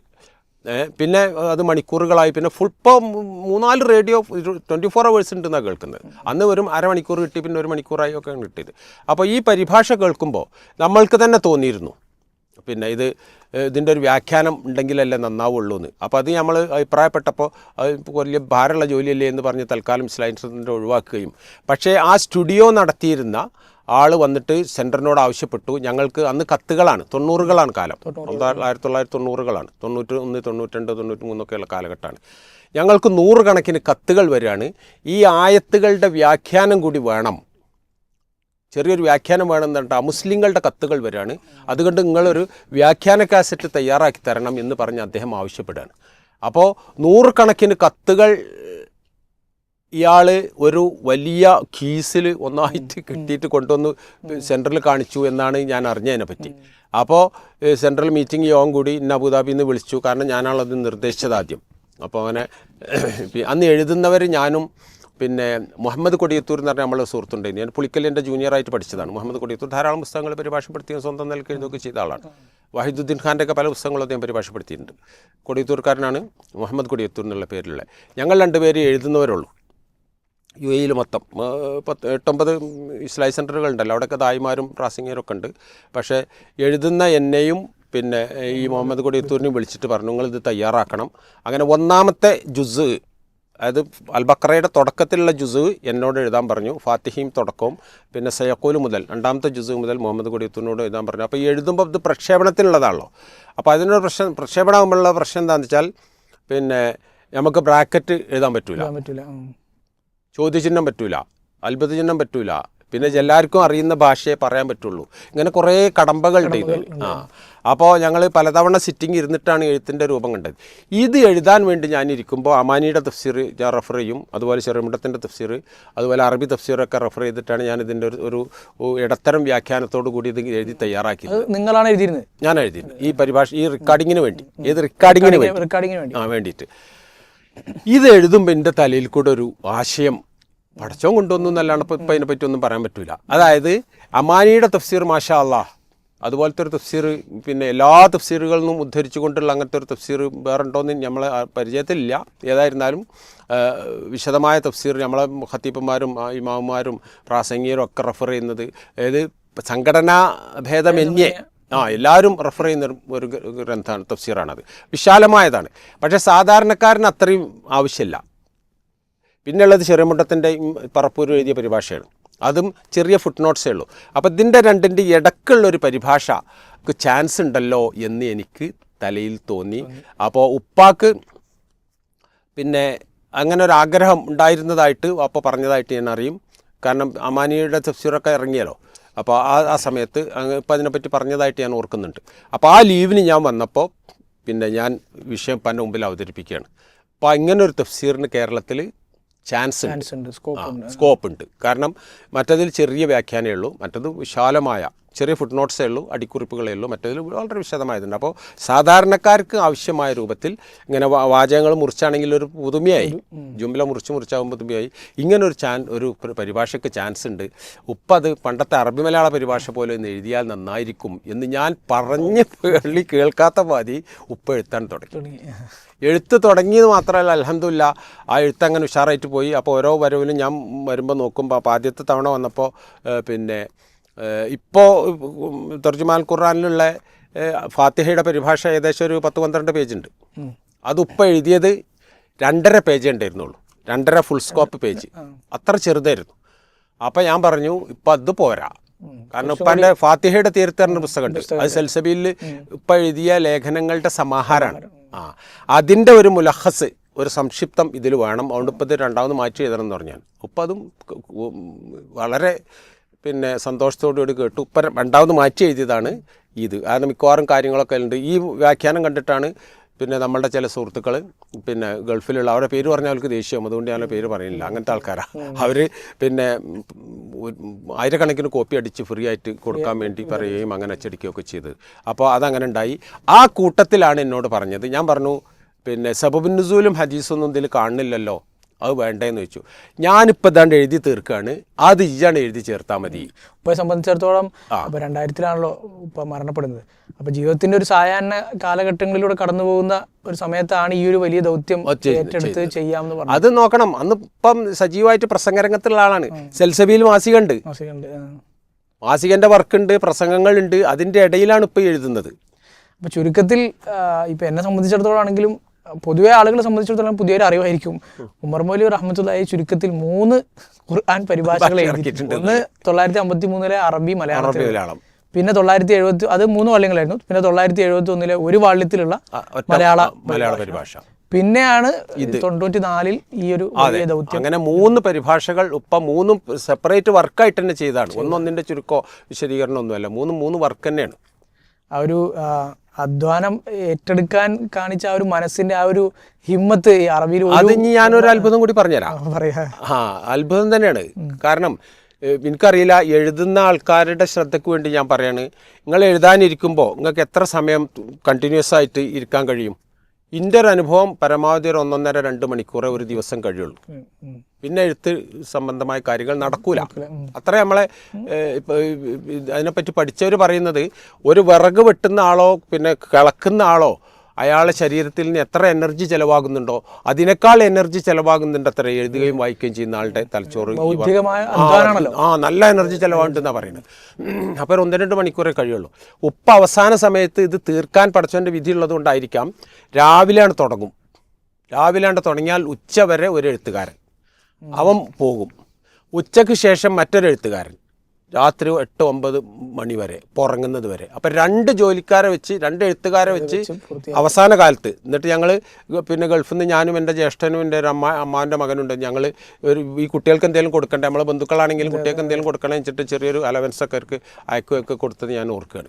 അപ്പോൾ ഇത്രയും കണ്ടിന്യൂസ് ആയിട്ട് വർക്ക് ചെയ്യാന്ന് പറയുന്ന ഒരു തൗഫീക്ക് അത്ഭുതം തന്നെയാണ്. അല്ലാഹു സുബ്ഹാനഹു വ തആല ആ ഒരു ഒരു നിധി മുസ്ലിം ലോകത്തിന്, കേരളത്തിലെ മുസ്ലിങ്ങൾക്ക് ഉപകാരപ്പെടണമെന്നുള്ള അള്ളാഹുവിന്റെ ആ തീരുമാനം അല്ലാതെ അതിനെക്കുറിച്ച് മറ്റു നമുക്ക് ഒന്നും പറയാൻ കഴിയില്ല. അപ്പോൾ ചുരുക്കത്തിൽ അപ്പോൾ 3 ഇപ്പോൾ സാധാരണ ആളുകളെ സംബന്ധിച്ചിടത്താണെങ്കിൽ ഒരു തവണ ഒരു ഖുർആൻ പരിഭാഷ ഒരാൾ എഴുതി കഴിഞ്ഞാൽ ജീവിതത്തിൽ പിന്നെ വീണ്ടും ഒരു തവണ കൂടി അത് എഴുതുക എന്ന് പറഞ്ഞാൽ അയാളെ സംബന്ധിച്ചിടത്തോളം പൊതുവേ മനുഷ്യൻ്റെ ഒരു തവണ ചെയ്ത വർക്ക്. പക്ഷേ ഇത് ആദ്യം അറബി മലയാളത്തിൽ എഴുതുന്നു, പിന്നെ വീണ്ടും ഒറ്റ വാള്യത്തിൽ മലയാളത്തിൽ എഴുതുന്നു, പിന്നെ വീണ്ടും ഇപ്പോൾ നമ്മുടെ മുമ്പിലുള്ള 3 വാള്യത്തിലുള്ള മലയാള ഭാഷയിലുള്ള ആ ഒരു തർജുമാൻ, 3ന്റെ പേര് തർജുമാൻ ഖുർആൻ എന്ന് തന്നെ. അപ്പോൾ അങ്ങനെയാണ് ഈ 94 മുതൽ UAE-യിലുള്ള സംഭവങ്ങളും ഇതൊക്കെ കാരണമാണ് ഉപ്പയുടെ മനസ്സിലേക്ക് ഇത് വരികയും ഇപ്പോൾ ഇതിൻ്റെ ജോലികൾ തുടങ്ങുകയും ചെയ്തത്. ദിവസം 2 എഴുത്തുകാരെ വെച്ച്. അത് ഏകദേശം എന്ന് പൂർത്തിയായത് 99 അവസാനം. പിന്നെ ഇപ്പോൾ നേരത്തെ ഞങ്ങൾ തമ്മിലൊരു കരാറുണ്ടായിരുന്നു, ഇത് എഴുതി തീർന്നാൽ നീ വരണം, അധികം ലീവ് എടുത്ത് വരണം, എന്നിട്ട് നമുക്കിതൊന്ന് വായിക്കണം, നമുക്ക് ഒന്നിച്ചിരുതൊന്ന് വായിക്കണം എന്നിപ്പോൾ എന്നോട് നേരത്തെ പറഞ്ഞിരുന്നു. അത് ഞാൻ ഇപ്പം അറിയിച്ചാൽ മതി, ഞാൻ എപ്പോഴാ സമയത്ത് വരാം. അപ്പോൾ ഒരിക്കൽ പിന്നെ അന്ന് ലാൻഡ് ഫോണൊക്കെ കിട്ടിയ സമയമാണ്. തുടങ്ങുന്ന കാലത്ത് ഫോണൊന്നുമില്ല. ലാൻഡ് ഫോണിൽ ഞാൻ വിളിച്ചപ്പോൾ ഇപ്പോൾ ഉടനെ പറഞ്ഞു, എടാ അത് എഴുതി കഴിഞ്ഞു, നീ എപ്പോഴാണ് വരുന്നതെന്ന് ചോദിച്ചു. ഞാൻ എന്താ ഉടനെ തന്നെ 99 അങ്ങനെ 99 അവസാനം, ഏറ്റവും അവസാനത്താണ്. അതായത് അവസാനത്തെ സെൽസബിയിൽ ലക്കം ഇറങ്ങുന്നത് 99 അവസാനമാണ് എൻ്റെ ഓർമ്മ. അങ്ങനെ ഞാൻ വന്നു. ഞങ്ങൾ ഹമീദ് കൊച്ചി, ഹമീദ് സാഹിബ്, ഞങ്ങൾ ഹമീദ് ഖാന്ന് വിളിക്കുന്ന ഹമീദ് ഖാ, പിന്നെ എൻ്റെ മകളുടെ ഭർത്താവ് KC മുഹമ്മദ് നജീബ്, പിന്നെ അന്ന് കാക്കയും അതായത് അഹമ്മദ് ഫാറൂഖി എന്ന് പറയുന്ന റൗലത്തിലും പിന്നെ മദീനയിലും പിന്നെ കൈറോയിലെ അസ്ഹറിലൊക്കെ പഠിച്ച നമ്മളുടെ കൂട്ടത്തിലൊരു നല്ല പണ്ഡിതനാണ്. പക്ഷേ അദ്ദേഹം വല്ലാതെ പ്രസംഗിക്കൊന്നും ഇല്ലാത്തതുകൊണ്ട് അദ്ദേഹത്തെ അധികാളും അറിയില്ല. ഇൻ്റർനാഷണൽ ട്രാൻസ്ലേറ്ററായിട്ട് ദീർഘകാലം ഗൾഫിൽ ജോലി ചെയ്തിരുന്നു. ഞങ്ങൾ 4 ആളും കൂടി ഇരുന്ന് വായന തുടങ്ങി. അങ്ങനെ വായന തുടങ്ങുമ്പോൾ എന്തെങ്കിലും വിഷയം ഉണ്ടാകുമ്പോൾ പിന്നെ ഇന്ന വിഷയം എന്തെങ്കിലും എഴുതി, ഇപ്പോൾ പരമാവധി ചുരുക്കി എഴുതിയിരുന്നു. അപ്പോൾ ഇന്ന വിഷയം എഴുതി ചേർക്കണം എന്ന് പറയുമ്പോൾ പിന്നെ ചിലത് ഇപ്പം തന്നെ പറഞ്ഞു കൊടുക്കും, അത് എഴുതി ചേർക്കും. ചിലത് ഞങ്ങളിൽ ആരെങ്കിലും ഒരാൾ എഴുതും, പിന്നെ ഞാനും എഴുതും, ഈ പറഞ്ഞ 3 ആളും എഴുതും. ഒരു അമീദിക്ക് എഴുതും, പിന്നെ നജീബും എഴുതും. അപ്പോൾ ഞങ്ങളിൽ ആരെങ്കിലും ഒരാൾ എഴുതിയിട്ട് ഉപ്പാക്ക് വായിച്ചു കൊടുക്കും. അങ്ങനെ ഈ വായന അങ്ങനെ മുന്നോട്ട് പോകുന്നതിൻ്റെ ഇടക്കാണ് ഉപ്പാൻ്റെ വേർപാടുണ്ടായത്. മനസ്സിലായില്ലേ? അങ്ങനെയാണ് ഇതിൻ്റെ മാറ്ററിൻ്റെ പണി തീർന്നത്. അപ്പോൾ സബബ് നുസൂൽ ചേർത്തിട്ടില്ല, ഹദീസ് ചേർത്തിട്ടില്ല, ഇതൊന്നും ആയിട്ടില്ല. അങ്ങനെ നിൽക്കുമ്പോഴാണ് പിന്നെ എനിക്ക് തിരിച്ചു പോകാനുള്ള എയർപോർട്ടിൻ്റെ സംഭവം പറയാല്ലേ. അങ്ങനെ തിരിച്ചു മരണം ഉണ്ടായി. ഇപ്പം യാത്രയായി. ഉപ്പാൻ്റെ വേർപാടിന് ശേഷം എനിക്ക് മാനസികമായി ഞാൻ തളർന്നു എന്ന് പറഞ്ഞാൽ പിന്നെ എനിക്ക് ഗൾഫ് പോകാൻ താല്പര്യമില്ല. സത്യത്തിൽ പിന്നെ ഒരു വീടുണ്ടാക്കാനാണ് ഞാൻ ഗൾഫിൽ പോയത്. ഇവിടെ സ്കൂളിൽ ജോലി ഉണ്ടല്ലോ, അപ്പോൾ കടം വാങ്ങുന്ന ഒരു വീടുണ്ടാക്കണം. അപ്പോൾ വീടിൻ്റെ സ്ട്രക്ചർ പണി കഴിഞ്ഞിരിക്കണു. അപ്പോൾ അത് ഞാൻ എന്തെങ്കിലുമൊക്കെ ചെയ്തിട്ട് അവിടെ താമസിക്കാം, ഇനി പോണില്ല എന്ന് വിചാരിച്ച് ഞാൻ പോകാതിരിക്കാൻ ഞാൻ പല ശ്രമങ്ങളും നടത്തി. പക്ഷെ അതൊന്നും വിജയിച്ചില്ല. അങ്ങനെ മലമില്ലാ മനസ്സോടെ ഞാൻ തിരിച്ചു പോയി. പിന്നെ എയർപോർട്ടിൽ ഇറങ്ങുമ്പോൾ പിന്നെ ഈ ഡേറ്റ് സീലടിക്കണ ഒരു ഓഫീസർ ഉണ്ടാവും. ആ യാത്ര ചെയ്തിട്ടുണ്ടോ? ആ ഡേറ്റ് ചെയ്യുന്ന ആള് എൻ്റെ മുഖത്തേക്ക് ഇങ്ങനെ നോക്കി. അപ്പോൾ മുത്തർജിം മഹ്കമ എന്നൊക്കെ വിസയിലുണ്ട്. അപ്പോൾ അറബി അറിയുന്നുള്ളത് ആൾക്ക് മനസ്സിലായി. അപ്പോൾ അയാൾ ചോദിച്ചു, ഈ ഡേറ്റ് നീ കണ്ടിട്ടില്ലേ ചോദിച്ചു. അപ്പോൾ എൻ്റെ വിസ കഴിഞ്ഞിട്ട് ഒരു മാസം ആകാനായിരിക്കും. വിസ കഴിഞ്ഞിട്ട് ഒരു മാസം, വിസന്റെ പീരീഡ് കഴിഞ്ഞിട്ട്. വിസ ഇല്ലാത്ത ഒരാൾ അവിടെ ഇറങ്ങാൻ പറ്റുമോ? അപ്പോൾ വിസ കഴിയുന്ന കാര്യം എൻ്റെ ശ്രദ്ധയിൽ പെട്ടിട്ടില്ല. ഇതിലത് പെട്ടിട്ടില്ല. അങ്ങനെ ചോദിച്ചു, പിന്നെ ഇനി എന്താ മാർഗം എന്ന് ചോദിച്ചു. അപ്പോൾ പറഞ്ഞു, ഒന്നുകിൽ നിനക്ക് തിരിച്ചു പോകാം, ഇല്ലെങ്കിൽ 3 ദിവസം ഇവിടെ എയർപോർട്ടിൽ നിൽക്കാനുള്ള സൗകര്യം ഇവിടുത്തെ നിയമം അനുവദിക്കുന്നുണ്ട്. ആ 3 ദിവസത്തിൻ്റെ ഇടയിൽ നിനക്കൊരു വിസയോ പിന്നെ ടൂറിസ്റ്റ് വിസ ഇതായാലും മതി, വിസിറ്റിംഗ് വിസ ആയാലും മതി, അല്ലെങ്കിൽ നിൻ്റെ വസാറയാണല്ലോ, മിനിസ്ട്രി ആണല്ലോ, അതുകൊണ്ട് പിന്നെ അങ്ങനത്തെ കഫീലിൻ്റെ പ്രശ്നമൊന്നുമില്ല. അവർ മന്ദൂബ് വരികയാണെങ്കിൽ നമുക്ക് ഇറങ്ങിപ്പോകാം. അപ്പോൾ അബുദാബിയിൽ നിന്ന് ഷാർജയിൽ വരെ വരിക എന്ന് പറഞ്ഞാൽ 100-200 കിലോമീറ്റർ ഉണ്ട്. അപ്പോൾ മിക്കവാറും അത് നടന്നില്ല. അങ്ങനെ 3 ദിവസത്തിൻ്റെ ഇടയ്ക്ക് അപ്പോൾ ഞാൻ കണക്കാക്കി നാട്ടിൽ കൂടാനുള്ള എനിക്ക് ആഗ്രഹം ഉണ്ടായിരുന്നു, അതിനുള്ള സൗകര്യമായിരിക്കും എന്നൊക്കെ ഞാൻ വിചാരിച്ച് അങ്ങനെ നിന്ന്. പിന്നെ ഒരു വിസിറ്റിംഗ് വിസ എൻ്റെ ജ്യേഷ്ഠനും ഈ പറഞ്ഞ മുഹമ്മദ് അഹമ്മദ് ഫാറൂഖി, ഞങ്ങൾ കാക്കാന്ന് വിളിക്കണേ, ഞങ്ങൾ ഒരു കൂടി ഏർപ്പാടാക്കി ഞങ്ങൾ പുറത്തിറങ്ങി. ഈ കാക്കയാണ് എന്നോട് പറഞ്ഞത്, എന്താണ് നിനക്ക് സംഭവിച്ചത്, നീ മനസ്സിലാക്കിയിട്ടുണ്ടോ എന്ന് ചോദിച്ചിട്ടോട്. ഈ വിസ നോക്കാതെ നീ നാട്ടിൽ പോയല്ലോ, വലിയ വിഡ്ഢിത്തല്ല ഇത് ചെയ്തത്. തിരക്കടില്ല, വിദ്യാഭ്യാസം ഇല്ലാത്ത ആളോ അറബി വായിക്കാൻ അറിയാത്ത ആളോ ഒക്കെ ആണെങ്കിൽ ഇത് നോക്കിയാൽ മനസ്സിലാവുമല്ലോ. അപ്പോൾ കാരണം എന്നാ വിഡ്ഢിത്തല്ല അത് പടച്ചോൻ. അദ്ദേഹം എന്നോട് പറയുന്നത്, അദ്ദേഹം പറഞ്ഞു, ഇത് അള്ളാഹു ചെയ്ത വലിയൊരു തൗഫീഖാണ്. കാരണം നീ വിസ നോക്കുകയാണെങ്കിൽ വിസ കഴിയുമ്പോൾ വിസ പുതുക്കിയിട്ടേ പോവുള്ളൂ എന്നാണെങ്കിൽ പിന്നെ ചുരുങ്ങിയത് 2-3 ആഴ്ചയെങ്കിലും പിടിക്കും. കാരണം പല ടെസ്റ്റുകളുണ്ട്. എയ്ഡ്സ് ടെസ്റ്റ് നടത്തിയിട്ട് അതിൻ്റെ സർട്ടിഫിക്കറ്റൊക്കെ അന്ന് വേണ്ടിയിരുന്നു, ഇപ്പം ഇന്നുണ്ടോ എനിക്കറിയില്ല. ആ ടെസ്റ്റ് നടത്തണം. ആ ടെസ്റ്റ് പിന്നെ അങ്ങോട്ടും ഇങ്ങോട്ടും കുറേ അതിൻ്റെ നൂലാമാലകൾ ഉണ്ടാകുന്നതൊക്കെ കഴിഞ്ഞിട്ടേ വിസ പുതുക്കൽ നടക്കുള്ളൂ. അതിന് സാധാരണ സ്പീഡിൽ പോയാൽ 2-3 ആഴ്ച പിടിക്കും. അപ്പം ഈ 2-3 ആഴ്ചയാണ് ഉപ്പാൻ്റെ കൂടെ നമ്മൾക്ക് ഈ പരിഭാഷ വായിക്കാനും ഇത് എന്ത് ചെയ്യണം എന്നതിൻ്റെ ഒരു ട്രെയിനിങ് ഞാൻ എഴുതി ചേർക്കണത്. പിന്നെ ഇങ്ങനത്തെ കാര്യങ്ങൾ ഒക്കെ ശരിക്ക് ഒരു നല്ലൊരു എന്താ പറയുക, ഒരു വർക്ക്ഷോപ്പായിരുന്നു ഉപ്പാൻ്റെ കൂടെ ആ വായന. ആ ദിവസങ്ങളില്ലായിരുന്നുവെങ്കിൽ ഇതെന്ത് ചെയ്യണം, ഇതെങ്ങനെ ചെയ്യണം എന്നുള്ളതിനെ പറ്റി എനിക്കൊരു ധാരണ ലഭിക്കുമായിരുന്നു. ഒരു ആത്മവിശ്വാസം കിട്ടിയത്, ഇത് ഇറക്കാനുള്ള ആത്മവിശ്വാസം കിട്ടിയത് ഇതാണ്. അപ്പോൾ ഇതിനെപ്പറ്റി ഉള്ള അത് ഞാൻ എഴുതുമ്പോൾ തയ്യാറില്ല. ഇപ്പോൾ ഈ പറഞ്ഞ സംഗതികളൊക്കെ ആണ് സംഭവിച്ചത്. പിന്നെ വായിക്കുമ്പോഴാണ് ഈ സംഭവം ഉണ്ടായത്. പിന്നെ 2003 ഞാൻ പെരപ്പണി പൂർത്തിയാക്കി 2003 തിരിച്ചു വന്നു.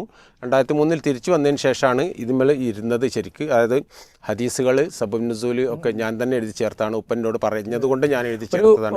മകൻ എന്നുള്ള നിലയിൽ നിങ്ങളതിൽ വഹിച്ച പങ്ക് എന്ന് പറഞ്ഞാൽ സബബ് നുസൂലുകളും ഹദീസുകളും. അത് ഉപ്പനോട് നേരത്തെ പറഞ്ഞിരുന്നു, ഉപ്പ നിങ്ങളോട് പറഞ്ഞതാണ് ഇതൊക്കെ നീ എഴുതി ചേർക്കണം എന്നുള്ളത്. അതെ, അതിൻ്റെ അടിസ്ഥാനത്തിൽ ഞാൻ വന്നതിന് ശേഷമാണ് എഴുതി ചേർത്തത്. അതിൽ എന്നെ സഹായിക്കാൻ ഈ പറഞ്ഞ കാക്കായി അപ്പോഴേക്കും ഗൾഫ് മതിയാക്കി വന്നിരുന്നു. അപ്പം ഞാൻ ഫറൂഖ് കോളേജിൽ എല്ലാ ആഴ്ചയും സ്കൂൾ വിട്ടാൽ ഞാൻ മൂപ്പരടുത്ത് പോകും. ശനിയാഴ്ച രാത്രി പോയിട്ട് പിന്നെ ഞായർ ഫുൾ അവിടെ നിൽക്കും. തിങ്കളാഴ്ച രാവിലെയാണ് പോരുക. ഞങ്ങളിരുന്നത് നോക്കുകയും മറ്റു പണികളൊക്കെ ചെയ്തിരുന്നു. അങ്ങനെ ആ പണികൾ മുഴുവൻ പൂർത്തിയാക്കി പിന്നെ പരിശോധനകളൊക്കെ കഴിഞ്ഞതിന് ശേഷമാണ് പിന്നെ ഹദീസ് ചെക്ക് ചെയ്യാനും പരിഭാഷപ്പെടുത്താനും ഒക്കെ എന്നെ സഹായിച്ച നമ്മളുടെ ബന്ധുക്കൾ റഹ്മത്തുള്ള ഫാറൂഖ് ഉണ്ട്, മൂത്താപ്പാടെ മകൻ്റെ മകൻ, അതുപോലെ വേറെ ചിലർ ജാഫർ സലഫി ഉണ്ട്, ഇങ്ങനത്തെവരൊക്കെ എന്നെ സഹായിച്ചിട്ടുണ്ട്. മറ്റു പലരും സഹായിച്ചിട്ടുണ്ട്. പിന്നെ കാരണം ഈ ഇത് മൊത്തം ഇതല്ലാതെ വേറെ ആരെങ്കിലും സൂക്ഷ്മ പരിശോധന നടത്തിയിട്ടുണ്ടോ? അതെ, അതും കൂടെ പറഞ്ഞാട്ടെ. അങ്ങനെ ഞങ്ങളുടെ നോട്ടം കഴിഞ്ഞു. അപ്പോൾ എനിക്കൊരാഗ്രഹം, നമ്മളുടെ ഏതെങ്കിലും പിന്നെ ഇന്ന രംഗത്തുള്ള പ്രഗത്ഭരായ ആലിമ്യങ്ങൾ ആരെങ്കിലും ഒന്ന് നോക്കണമെന്ന്. അങ്ങനെ ഞാൻ AP അബ്ദുൽ ഖാദർ മൗലവിൻ്റെ അടുത്ത് കൊണ്ടുപോയി കൊടുത്തു. അപ്പോൾ അവരോട് പറഞ്ഞപ്പോൾ പിന്നെ ഉപ്പാനായിട്ട് വളരെ ബന്ധവും സ്നേഹവും ബഹുമാനം ഉണ്ടായിരുന്ന ആളാണ് അദ്ദേഹം. കുറേ ഭാഗം അദ്ദേഹത്തിൻ്റെ അടുത്ത് കൊടുത്തു. കുറേ ഭാഗം പി കെ അലി അബ്ദുൽ റസാഖ് മദനി ഒക്കെ മരിച്ചുപോയി. അള്ളാഹു അവർക്ക് മഹഫറത്തും മർഹമത്തും നൽകി അനുഗ്രഹിക്കുമാറാകട്ടെ. വീണ്ടും സ്വർഗത്തിൽ വെച്ച് കാണുവാനുള്ള അവസരം ഇവരുടെയൊക്കെ എൻ്റെ വാപ്പയടക്കമുള്ളവരുമായി കാണുവാനുള്ള അവസരം അള്ളാഹു നമുക്ക് നൽകുമാറാകട്ടെ. പിന്നെ SM മൈദി തങ്ങൾ എന്ന് പറഞ്ഞ ഒരു പണ്ഡിതൻ ഉണ്ടായിരുന്നു. അദ്ദേഹത്തിൻ്റെ അടുത്ത് പിന്നെ അവസാനം ഇത് പ്രിൻ്റ് ചെയ്യുന്നതിൻ്റെ അടുത്തെത്തിയപ്പോൾ നമ്മുടെ ഹംസ മദീനി ഇങ്ങനെയുള്ള ആൾക്കാരും ഒക്കെ നോക്കി, ഇവരൊക്കെ ഇത് നോക്കി പരിശോധന വരുത്തി ഉറപ്പ് വരുത്തിയതാണ്. ഇതിൽ എനിക്കൊരു സംശയം ഉണ്ടായിരുന്നു. അതായത് ഉപ്പ വിമർശിക്കുന്ന ആൾക്കാരുടെ പേര് പറയുമ്പോൾ, ഉദാഹരണത്തിന് അബുല്ലാല മൗദൂദി എന്ന പോലെ പറഞ്ഞു, CN അഹമ്മദ് പോലെ ഇങ്ങനെ പറഞ്ഞു എന്ന് പേര് പറയും. അപ്പോൾ എനിക്കതിലൊരു ആശങ്ക ഉണ്ടായിരുന്നു, ഇങ്ങനെ പേര് പറയണോ, പേര് പറയാതെ വെക്കുന്നതല്ലേ നല്ലത്, ഇത് നമ്മൾ പേര് മാറ്റണോ എന്നുള്ള സംശയം ഉണ്ടായിട്ട് ഞാൻ അലി അബ്ദുൽ റസാഖ് മൗലവിനോട് ചോദിച്ചു. എൻ്റെ ഒരു ബന്ധു കൂടിയാണ് അദ്ദേഹം, അദ്ദേഹത്തിൻ്റെ ഭാര്യൻ്റെ ഉമ്മാൻ്റെ ബന്ധുവാണ്. അപ്പോൾ ഞങ്ങളൊരു കുടുംബ ബന്ധമുണ്ട്, ഉപ്പാനെ ശരിക്കും അറിയുന്ന ആളുമാണ്, അദ്ദേഹം പണ്ഡിതനുമായിരുന്നു. അപ്പോൾ അദ്ദേഹത്തോട് ചോദിച്ചു ഞാൻ, ഈ പേരുകൾ വന്നത് ഒഴിവാക്കണോ, എന്താണ് നിങ്ങളുടെ അഭിപ്രായം? അപ്പോൾ ഉപ്പരിങ്ങനെ ആലോചിച്ചിട്ട് പറഞ്ഞു, എൻ്റെ ഉപ്പാൻ്റെ ശൈലി അങ്ങനെയല്ലേ, അത് അങ്ങനെ തന്നെ കിടക്കട്ടെ എന്ന് പറഞ്ഞു. മൂപ്പരൊക്കെ പറഞ്ഞപ്പോഴാണ് എനിക്കൊരു ധൈര്യം വന്നത്. അപ്പോൾ ആ പേരുകൾ പിന്നെ അങ്ങനെ തന്നെ നിലനിർത്തി. നേരെ മറിച്ച് അമാനി മൗലവിൻ്റെ തഫ്സീറിൽ ചില ആധുനിക വ്യാഖ്യാതാക്കളെ പറയുമ്പോൾ CNൻ്റെ ഇതിനൊക്കെ നല്ല മറുപടി വിശദമായിട്ട് കൊടുക്കുന്നുണ്ട്. ഒരിക്കലും CN എന്നുള്ള പേര് അമാനി പറയില്ല. ചില പുതിയ വ്യാഖ്യാതാക്കൾ, ഭൗതിക വ്യാഖ്യാനങ്ങൾ എന്ന് മാത്രമേ പറയുള്ളൂ. പക്ഷെ ഉപ്പാൻ്റെ ശൈലി ആളെ പേര് പ്രസംഗിക്കുമ്പോഴും അങ്ങനെ തന്നെയായിരുന്നു. അപ്പോൾ ഉപ്പാൻ്റെ ശൈലി അങ്ങനെയല്ലേ, അങ്ങനെ തന്നെ കടന്നോട്ടെ എന്ന് പറഞ്ഞതിന് ശേഷമാണ് എനിക്കൊരു സമാധാനം. അപ്പോൾ ഉപ്പ എഴുതിയ ഉപ്പാൻ്റെതായ വാക്കുകളിൽ ഒരു തരത്തിലുള്ള വെട്ടിത്തിരുത്തലോ അല്ലെങ്കിൽ കുറയ്ക്കലോ കൂട്ടലോ ആ വാക്കുകളിൽ ഒന്നും ഉണ്ടായിട്ടില്ല. ഉപ്പ എഴുതിയ അർത്ഥം, വ്യാഖ്യാനം, അതുപോലെ പിന്നെ അഭിപ്രായ വ്യത്യാസം ഉണ്ടാകാൻ സാധ്യതയുണ്ട് എന്ന് പറഞ്ഞ് ഉപ്പാൻ്റെ സ്വന്തം നിലക്ക് എഴുതിയ കുറേ കാര്യങ്ങൾ ഇതൊന്നും നമ്മൾ തിരുത്തിയിട്ടില്ല, ഒഴിവാക്കിയിട്ടില്ല. കാരണം ഉപ്പ എഴുതിയതിൽ ഒരു സത്യസന്ധത നമുക്ക് വേണമല്ലോ, അത് അങ്ങനെ തന്നെ ചേർത്തിട്ടുള്ളത്. പിന്നെ വളരെ അനിവാര്യമായ സ്ഥലങ്ങളിൽ ചില പദങ്ങൾ എഡിറ്റിങ്ങിൻ്റെ ബന്ധവുമായി ബന്ധപ്പെട്ട് ചില പദങ്ങൾ ആവർത്തിച്ച് വന്നത്, കാരണം വായന തുടങ്ങിയപ്പോൾ തന്നെ അപ്പോൾ അതിൻ്റെ പേരിൽ ചില ചെറിയ അക്ഷരത്തെറ്റുകളും ചില പദങ്ങളുടെ ഇതിൽ നിന്നല്ലാതെ വേറെ യാതൊരു മാറ്റവും പറ്റില്ല. ഈ സബബുൻ നുസൂലും ഹദീസുകൾ നമ്മളെ ചേർത്തത്. പിന്നെ ആധുനികമായ വ്യാഖ്യാനങ്ങൾ സ്വാഭാവികമായി നമ്മൾ മുഖവരി തന്നെ പറഞ്ഞിട്ടുണ്ട്. ഇയാളുടെ അബ്ദുൾ റസാഖ് സുല്ലമിയുടെ നിർദ്ദേശത്തോടുകൂടി അതിപ്പോൾ ഫിറൗൻ്റെ ശരീരത്തെ പറ്റി പറയുമ്പോൾ ആ ശരീരം കണ്ടത്, അതുപോലെ ഗുഹാവാസികളെ പറ്റി പറയുമ്പോൾ ആ സ്ഥലം കണ്ടത്, ഇങ്ങനെയുള്ള കാര്യങ്ങൾ, അത്തരം കാര്യങ്ങൾ നമ്മൾ ചേർത്തിട്ടുണ്ടല്ലോ. അത് വായിക്കുമ്പോൾ തന്നെ മനസ്സിലാവും നമ്മൾ ചേർത്തിയതാണ്. അപ്പോൾ ഇതൊക്കെ ചേർന്ന് ആ ഉപ്പ എഴുതിയതാണ് ഈ പറഞ്ഞ AP അബ്ദുൽ ഖാദർ മൗലവി, അതുപോലെ അലി അബ്ദുൽ റസാഖ് മദനി അടക്കമുള്ള ആളുകൾ പരിശോധിച്ചത്. അതെ, അവരിത് പരിശോധിച്ചു. അവരെന്തെങ്കിലും ഈ കാതലായ മാറ്റങ്ങൾ, ഇപ്പോൾ പല വിമർശകരും പറയുന്ന പോലെ ആശയപരമായിട്ടുള്ള മാറ്റങ്ങളെ കുറിച്ചാണല്ലോ വേണ്ടി വെച്ചിട്ട് അവർ ഒരു തിരുത്തും തിരുത്തിയിട്ടില്ല. അവരങ്ങനെ തന്നെ പറയാ ചെയ്ത് അവർ അംഗീകരിച്ചു എന്ന് നമുക്ക്. അപ്പോൾ ഇനിയിപ്പോൾ നമ്മൾ ഈ ഒരു സ്വാഭാവികമായും സ്വഹീൽ ബുഖാരിയെക്കുറിച്ചും അതുപോലെ തന്നെ മുൻകാല പണ്ഡിതന്മാരെക്കുറിച്ചൊക്കെ പലപ്പോഴും ആളുകൾ വിമർശനം ഉന്നയിക്കുമ്പോൾ നമുക്കതിന് പറയാനുള്ള വലിയ മറുപടിയിൽ ഒന്നുകൂടിയാണിത്. ഇത് ഒരാൾ എഴുതി, സ്വാഭാവികമാണ് മാനുഷികമായ അബദ്ധങ്ങൾ ആർക്കും പറ്റാം.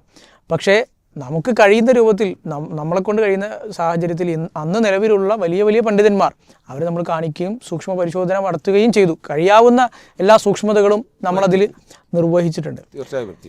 എന്നാലും ചില വിവാദമുണ്ടാക്കാൻ ശ്രമിക്കുന്ന ആളുകൾ, അവരെ സംബന്ധിച്ചിടത്തോളം പ്രത്യേകിച്ച് മുൻഗാമികളായ ആളുകൾ, വലിയ വലിയ സേവനങ്ങൾ കാഴ്ചവെച്ച ഈ ഇസ്ലാഹി പ്രസ്ഥാനത്തിൻ്റെ അതിൻ്റെ തുടക്കക്കാരായ ആളുകളെ തങ്ങളുടെ ആശയങ്ങൾ മാറി മാറി വരുമ്പോൾ അതിന് പിന്തുണ ലഭിക്കാൻ വേണ്ടി പല നിലയ്ക്ക് വ്യാഖ്യാനിക്കുകയും അതിന് ദുരാരോപണം ഉന്നയിക്കുകയും ചെയ്യുക എന്നത് സ്വാഭാവികമാണ്. അപ്പോൾ ഇപ്പോൾ വിവാദമായ ഉമർ മൗലവി റഹ്മത്തുള്ളാഹി അലൈഹിയുടെ പരിഭാഷയിലെ ഒരു ഭാഗം, സിഹറുമായി ബന്ധപ്പെട്ട ഭാഗം, അതിനെപ്പറ്റിയുള്ള പ്രധാന ആരോപണം എന്നത് അത് ഈ പറഞ്ഞതുപോലെ അദ്ദേഹം എഴുതിയതല്ല. മകനായ നിങ്ങൾ പിന്നീട് അത് പ്രസിദ്ധീകരിക്കുന്നതിൻ്റെ ഭാഗമായും ഒക്കെ നിങ്ങളെ ഏൽപ്പിച്ചതുകൊണ്ടാണ് നിങ്ങൾ ആ ജോലി നിർവഹിക്കുമ്പോൾ അതിനിടയിൽ നിങ്ങളുടെ സ്വന്തം വകയായി കൂട്ടിച്ചേർത്ത വാചകങ്ങളാണത്. നമ്മൾ നേരത്തെ പറഞ്ഞതുപോലെ സബബുൻ നുസൂൽ, അതുപോലെ തന്നെ ഹദീസുകൾ, ഇത് രണ്ടുമാണ് ഉപ്പ നിങ്ങളോട് കൂട്ടിച്ചേർക്കാൻ പറഞ്ഞത് അല്ലേ? അസ്ബാബുൻ നുസൂലുകളും ഹദീസുകളും ഇത് രണ്ടുമാണ് പിന്നെ മകൻ എന്ന നിലയിൽ മുബാറക് മദീനി എന്ന വ്യക്തി അതിൽ ചേർത്തിട്ടുള്ളത്.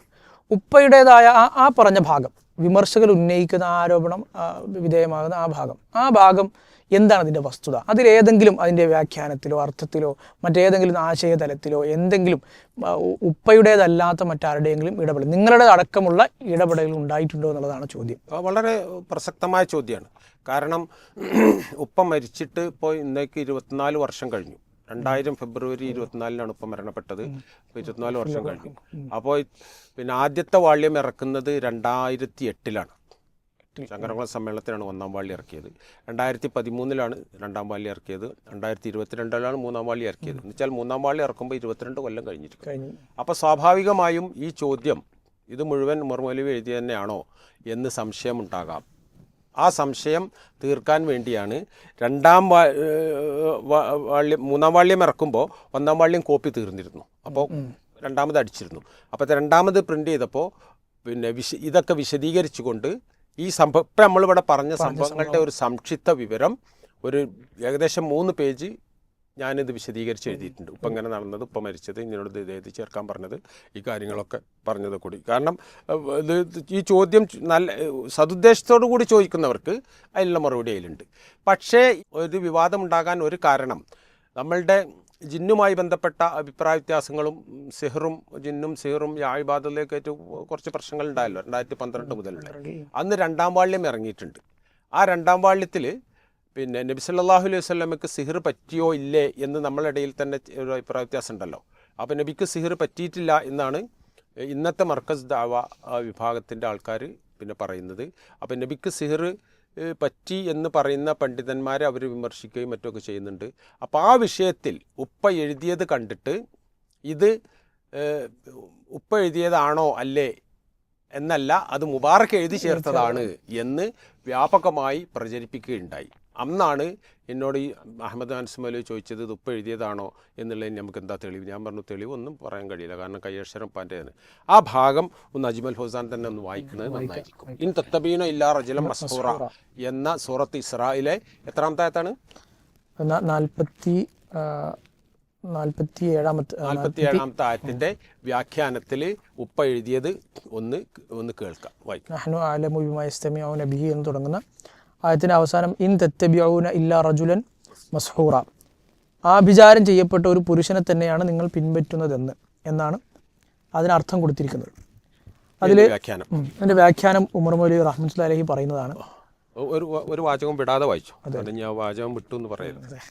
പ്രവാചകൻ പറയുന്നത് കേട്ടിട്ട് വിശ്വസിക്കുകയും ജീവിത രീതി ക്രമപ്പെടുത്തുകയും ചെയ്യുന്നത് വെറും വിഡ്ഢിത്തമാണ്. മാരണം ചെയ്യപ്പെട്ട ഒരുത്തനെയാണ് നിങ്ങൾ പിൻപറ്റുന്നത് എന്ന് അവർ ആരോപിച്ചു. അതിനുവേണ്ടി അവർ രഹസ്യമായി ആലോചന നടത്തിയ സന്ദർഭത്തിൽ അള്ളാഹു അത് ശരിക്കറിഞ്ഞിട്ടുണ്ട്. മാരണമേറ്റ് ബുദ്ധി ഭ്രമിച്ച് വിവേകം നശിച്ച ഒരുത്തനെയാണ് നാം പിൻപറ്റുന്നത്. അത് നമുക്ക് യോജിച്ചതാണോ? നമ്മുടെ ബുദ്ധിക്ക് യാതൊരു കോട്ടവും തട്ടിയിട്ടില്ലല്ലോ എന്നൊക്കെ പറയാൻ ഗൂഢാലോചനയിൽ അവർ തീരുമാനമെടുത്തു.